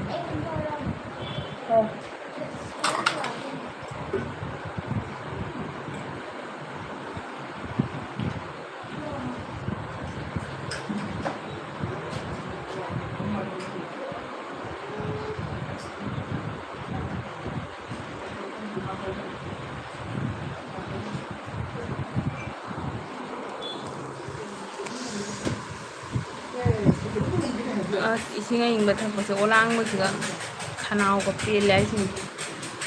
ꯑꯗꯨꯒ ꯏꯔꯥꯡꯗꯤ ꯑꯗꯨꯝ ꯈꯔ ꯀꯜꯂꯤ ꯆꯦ ꯍꯧꯖꯤꯛꯄꯨꯗꯤ ꯈꯤꯇꯪ ꯇꯞꯄꯤ ꯍꯣꯏ ꯍꯧꯖꯤꯛꯇꯤ ꯏꯁꯤꯡ ꯃꯔꯛꯇ ꯏꯔꯥꯡꯒ ꯇꯧꯔꯛꯑꯔꯣꯏ ꯑꯗꯨꯒꯤꯅꯤ ꯆꯦꯛꯁꯤꯟꯅ ꯂꯩꯌꯨꯀꯣ ꯃꯅꯝꯅꯤ ꯑꯃ ꯂꯣꯏꯗꯣꯏꯅ ꯑꯃ ꯂꯣꯏꯗꯣꯏꯅ ꯑꯃ ꯂꯥꯏꯔꯤꯛ ꯇꯝꯕ ꯑꯉꯥꯡꯁꯤꯡ ꯌꯥꯝ ꯋꯥꯔꯝꯒꯅꯤ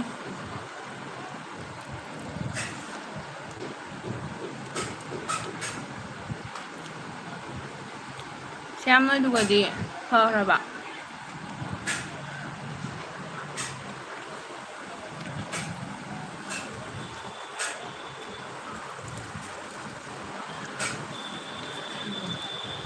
ꯁꯣꯅꯤꯀꯥ ꯆꯦꯗꯣ ꯆꯥꯛ ꯆꯥꯔꯤꯌꯦ ꯉꯁꯥꯏ ꯑꯩꯈꯣꯏ ꯌꯨꯝ ꯃꯤꯉꯩ ꯉꯁꯥꯏ ꯆꯥꯅꯔꯕ ꯑꯗꯨꯒꯤ ꯑꯩꯅ ꯑꯀꯣꯝꯕꯗ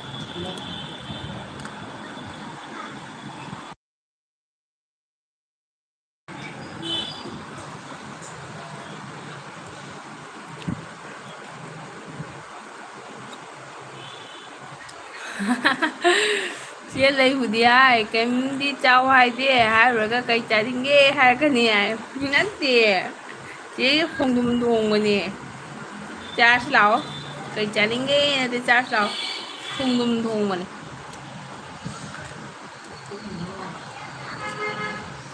ꯈꯣꯡꯗ꯭ꯔꯨꯝꯗꯣ ꯀꯨꯏꯔꯦ ꯆꯥꯗꯕ ꯑꯗꯨꯒ ꯉꯥ ꯄꯣꯛꯄꯔꯪꯕꯥꯗꯣ ꯑꯗꯨꯝ ꯌꯥꯍꯧꯕꯅꯤ ꯑꯣ ꯍꯟꯗꯛ ꯂꯧꯅ ꯆꯥꯕꯗꯅꯦ ꯈꯣꯡꯖ꯭ꯔꯨꯝꯗꯣ ꯈꯔ ꯃꯨꯟꯕꯀꯣ ꯃꯨꯟꯕꯗꯣ ꯑꯗꯨꯝ ꯍꯥꯎꯕꯗꯤ ꯑꯗꯨꯝ ꯆꯥꯅꯤꯡꯕ ꯍꯥꯏꯇꯥꯔꯦ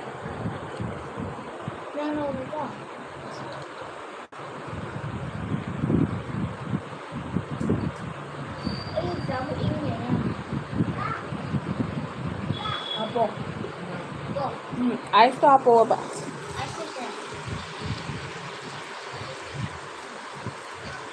ꯐꯔꯦ ꯐꯔꯦ ꯆꯦ ꯍꯥꯏꯌꯦ ꯇꯣꯇꯣ ꯍꯥꯏꯖꯦ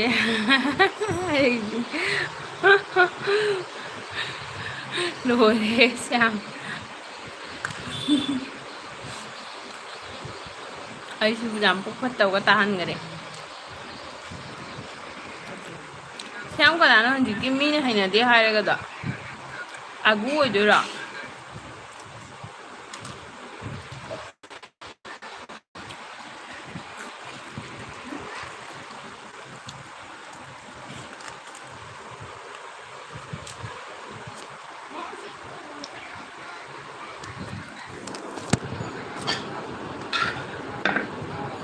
ꯁ꯭ꯌꯥꯝꯅꯁꯨ ꯑꯍꯥꯎꯕ ꯏꯟꯖꯥꯡ ꯅꯠꯇꯦꯗ ꯑꯗꯨꯝ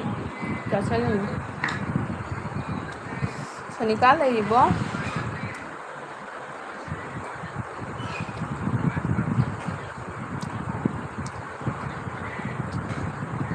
ꯀꯅꯥꯏꯅꯣ ꯚꯤꯗꯤꯑꯣ ꯂꯩꯇꯦ ꯍꯥꯏꯁꯤꯅ ꯑꯣ ꯍꯩꯅꯗꯦ ꯍꯥꯏꯔꯒꯗꯣ ꯆꯦꯅꯦꯜ ꯄꯥꯏꯔꯝꯃꯣꯏꯌꯦ ꯑꯗꯨꯝ ꯁꯞꯄꯣꯔꯇꯔ ꯑꯥꯏꯗꯤ ꯁꯦꯝꯖꯤꯟꯕ ꯑꯣꯏꯔꯝꯒꯅꯤ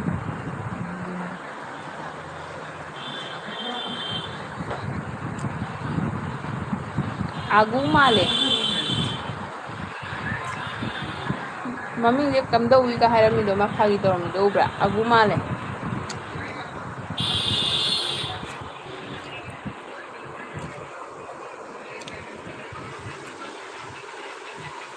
ꯁꯣꯅꯤꯀꯥꯅ ꯆꯦ ꯏꯃꯥꯟꯅ ꯑꯃ ꯂꯩꯌꯦ ꯃꯥꯅꯁꯨ ꯂꯥꯛꯑꯣ ꯑꯗꯨꯝ ꯍꯥꯏꯕꯅꯤ ꯍꯟꯗꯛꯇꯤ ꯂꯥꯛꯀꯦ ꯈꯜꯂꯤꯆꯦ ꯍꯥꯏꯌꯦ ꯁꯣꯅꯤꯀꯥ ꯅꯪ ꯅꯃꯥꯟꯅꯕꯗꯣ ꯀꯁꯥꯔ ꯀꯥꯏꯒꯤꯅꯣ ꯍꯣꯏ ꯂꯥꯛꯎꯑꯣ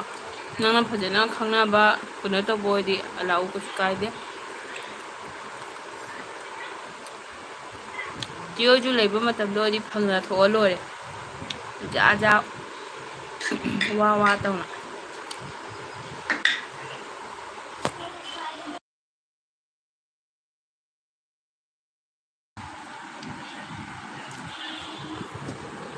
ꯑꯒꯨ ꯃꯥꯜꯂꯤ ꯁ꯭ꯌꯥꯝ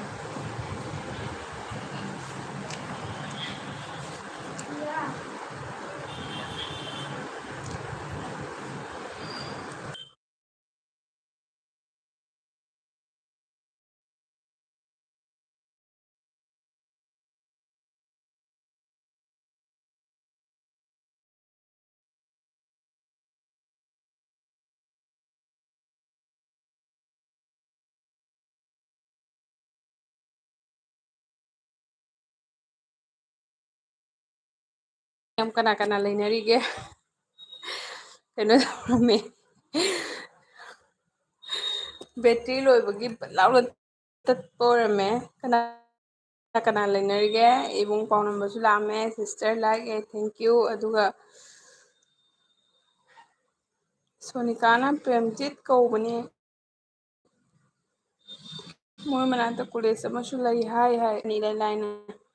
ꯑꯗꯨꯒ ꯏꯕꯨꯡ ꯄꯥꯎꯅꯝꯕꯅ ꯑꯃꯝꯕꯁꯦ ꯀꯌꯥ ꯍꯩꯅꯗꯦꯍꯦ ꯍꯥꯏ ꯑꯗꯨꯒ ꯁꯣꯅꯤꯀꯥꯅ ꯑꯅꯟ ꯍꯥꯏꯔꯒꯗꯤ ꯃꯣꯏ ꯑꯗꯨꯋꯥꯏꯗ ꯈꯪꯅꯩ ꯍꯥꯏ ꯑꯣ ꯁꯣꯅꯤꯀꯥ ꯂꯩꯔꯤꯕ ꯅꯪꯅ ꯍꯥꯏꯕ ꯀꯣꯂꯦꯖꯇꯣ ꯍꯥꯏꯔꯒꯗꯤ ꯏꯂꯥꯏ ꯂꯥꯏꯅ ꯈꯪꯉꯅꯤ ꯑꯗꯨꯒ ꯁꯅꯥꯊꯣꯏ ꯂꯥꯛꯑꯦ ꯁꯅꯥꯊꯣꯏ ꯌꯥꯝ ꯀꯨꯏ ꯆꯥꯔꯛꯏ ꯅꯪ ꯆꯥꯛꯁꯦ ꯍꯥꯏꯅꯤꯅꯦ ꯑꯥꯏ ꯑꯦꯝ ꯀꯃꯤꯡ ꯍꯥꯏꯔꯒ ꯀꯨꯏ ꯆꯥꯔꯛꯏ ꯅꯪ ꯆꯥꯛꯁꯦ ꯅꯦꯅꯦꯁꯨ ꯆꯥꯛ ꯆꯥꯔꯤ ꯕꯦꯇ꯭ꯔꯤꯁꯨ ꯌꯥꯎꯔꯝꯗ꯭ꯔꯦ ꯃꯕꯨꯛ ꯇꯠꯂꯝꯃꯦ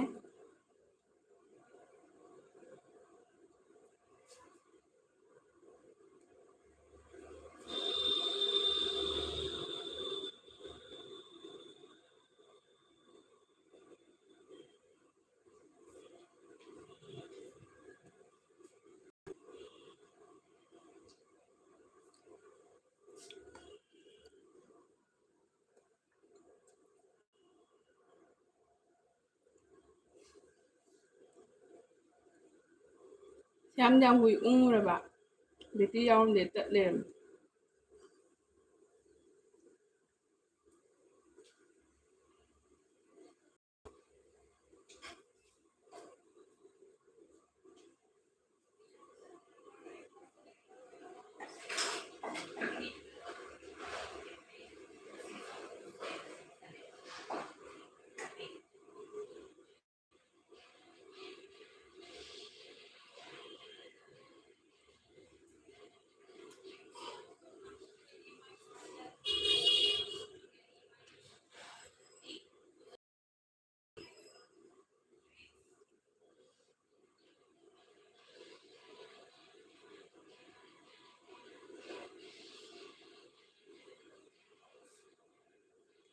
ꯁꯌꯥꯝ ꯊꯕꯛ ꯂꯩꯔꯗꯤ ꯑꯗꯨꯝ ꯇꯧꯀꯣ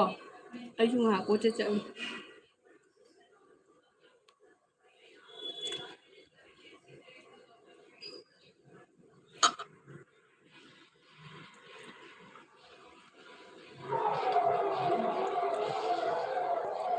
ꯍꯣꯏ ꯑꯩꯁꯨ ꯉꯥꯛꯇꯪ ꯂꯩꯔꯗꯤ ꯍꯥꯏꯔꯔꯣꯏ ꯏꯀꯥꯏꯔꯦ ꯏꯀꯥꯏꯅꯗꯕꯤ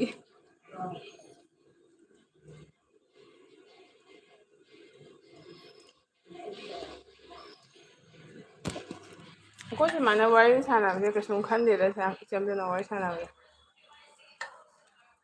ꯅꯍꯥꯟ ꯁꯨꯃꯥꯏꯅ ꯑꯗꯨꯝ ꯑꯩꯈꯣꯏꯅ ꯏꯆꯝ ꯆꯝꯅ ꯋꯥꯔꯤ ꯁꯥꯟꯅꯩ ꯁꯨꯃꯥꯏꯅ ꯁꯥꯟꯅꯕꯅꯦꯕ ꯏꯇꯠ ꯇꯠꯇꯅ ꯑꯦꯜꯕꯤꯗ ꯂꯥꯛꯑꯒ ꯑꯗꯣ ꯑꯩꯅ ꯉꯔꯥꯡ ꯉꯥꯏꯍꯥꯛꯇꯪ ꯑꯦꯜꯕꯤ ꯊꯥꯏꯌꯦ ꯅꯨꯡꯗꯥꯡ ꯁꯨꯡꯀꯥꯟꯗ ꯃꯌꯥꯝꯁꯨ ꯊꯥꯅꯩꯌꯦꯅ ꯑꯩꯁꯨ ꯉꯥꯛꯇꯪ ꯊꯥꯔꯨꯕ ꯃꯤꯁꯨ ꯂꯥꯛꯇꯦ ꯍꯥꯏꯗꯤ ꯃꯤꯗꯣ ꯑꯍꯥꯟꯕ ꯃꯇꯣꯝꯗ ꯂꯥꯛꯄ ꯑꯗꯨꯃꯥꯏꯅ ꯑꯣꯏꯕ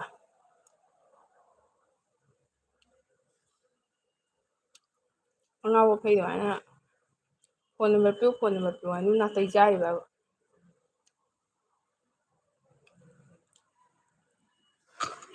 ꯅꯦꯠ ꯂꯣꯏꯗꯣꯔꯦ ꯍꯥꯏ ꯌꯥꯝ ꯊꯣꯛꯀꯦꯁꯨ ꯊꯣꯛꯑꯣꯗ ꯅꯪ ꯅꯦꯠꯇꯣ ꯅꯪ ꯀꯩꯀꯥ ꯌꯦꯡꯉꯒ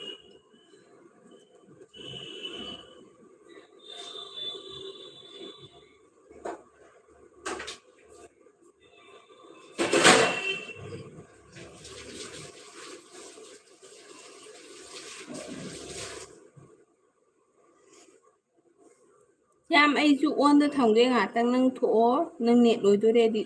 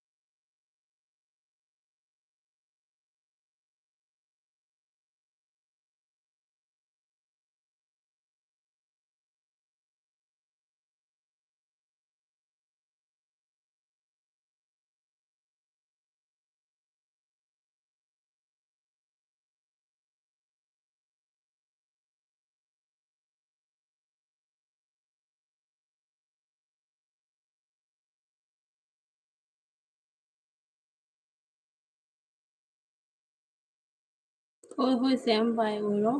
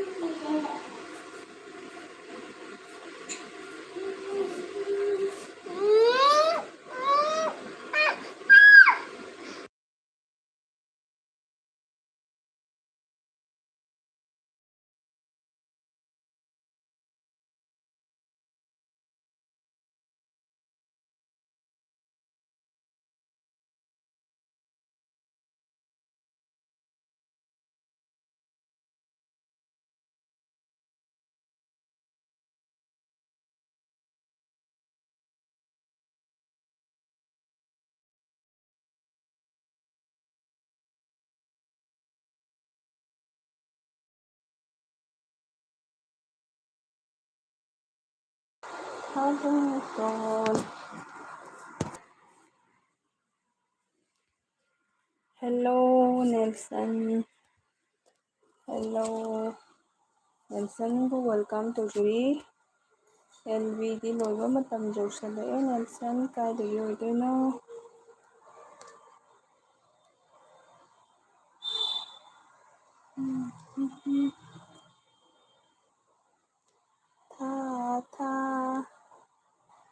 Habungton. Sonika leiribo. Sonika. 이제도 짝짝하기 생각 탁다고 짝짝하고 오래 14 likes 수렴하더니 그나는 like 아마 녹토끼 그래 저놈 째닝해 봐 EM 다 해도 A B C D E up G H I J K L N O O P Q Q R S T U U T U T U B B ero B B W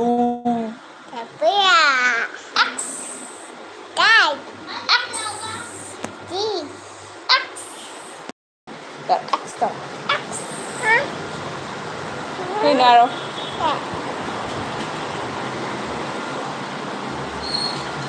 đâu rồi để lagi untuk kaki beli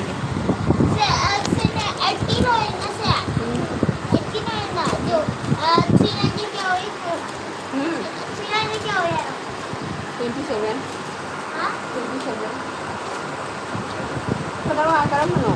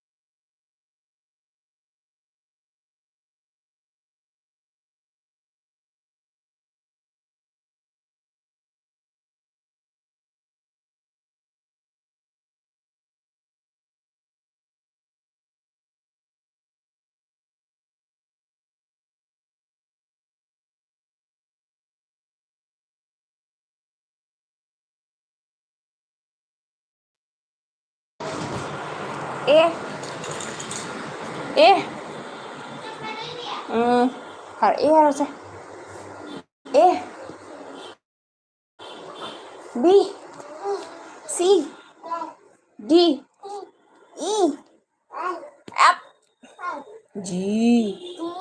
H I J K 아저씨야 아저씨들이 할 L L M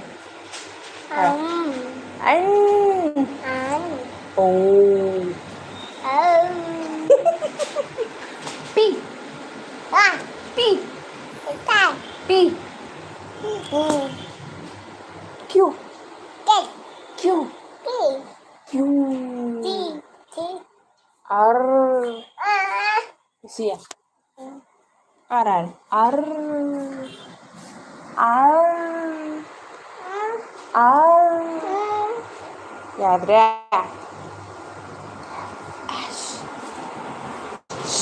ꯑꯁ ꯑꯠꯁꯥ ꯅꯪꯗꯣ ꯄꯥꯝꯃꯤꯗꯣ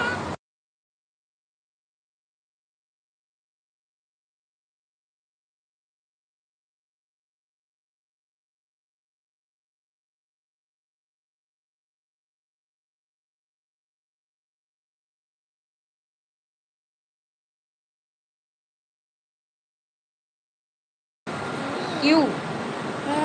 B B B Go ꯍꯥ ꯀꯅꯥꯅ ꯍꯥꯏꯕꯗꯣ ꯅꯪꯅ ꯀꯥꯇꯤꯅꯦ ꯅꯪꯅ ꯀꯥꯇꯤꯅꯦ ꯀꯅꯥ ꯍꯥꯏꯕ ꯀꯛꯁꯤꯡ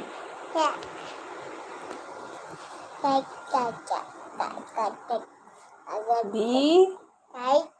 W X ꯑꯁꯤꯒ ꯆꯠꯂꯣꯏ ꯁꯤꯒ ꯂꯩꯁꯤ ꯑꯃꯝꯕꯁꯤꯒꯅꯦ ꯑꯣꯂꯥꯡꯉꯤ ꯌꯥꯝ ꯁꯤ ꯑꯥꯗ ꯑꯣꯂꯥꯡꯉꯦꯕ ꯑꯣ ꯇꯤꯟꯅꯔꯣꯏ ꯏꯕꯣ ꯅꯪ ꯇꯤꯟꯅꯔꯨꯔꯣ ꯇꯤꯟꯅꯔꯨꯅꯨꯔꯣ ꯇꯤꯟꯅꯔꯣꯏ ꯆꯣ ꯇꯤꯟꯅꯗꯦ ꯅꯪ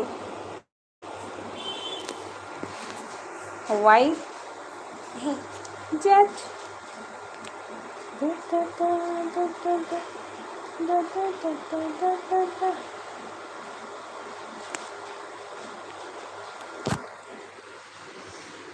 ꯅꯦꯜꯁꯟꯁꯤ ꯀꯧꯇꯃ ꯀꯧꯔꯤ ꯈꯨꯝꯃꯁꯨ ꯇꯥꯗꯦ ꯀꯥꯏꯗ ꯆꯠꯂꯤꯅꯣ ꯈꯪꯗꯦ ꯀꯧꯔꯝꯃꯒ ꯆꯦꯜꯂꯤ ꯅꯦꯜꯁꯟ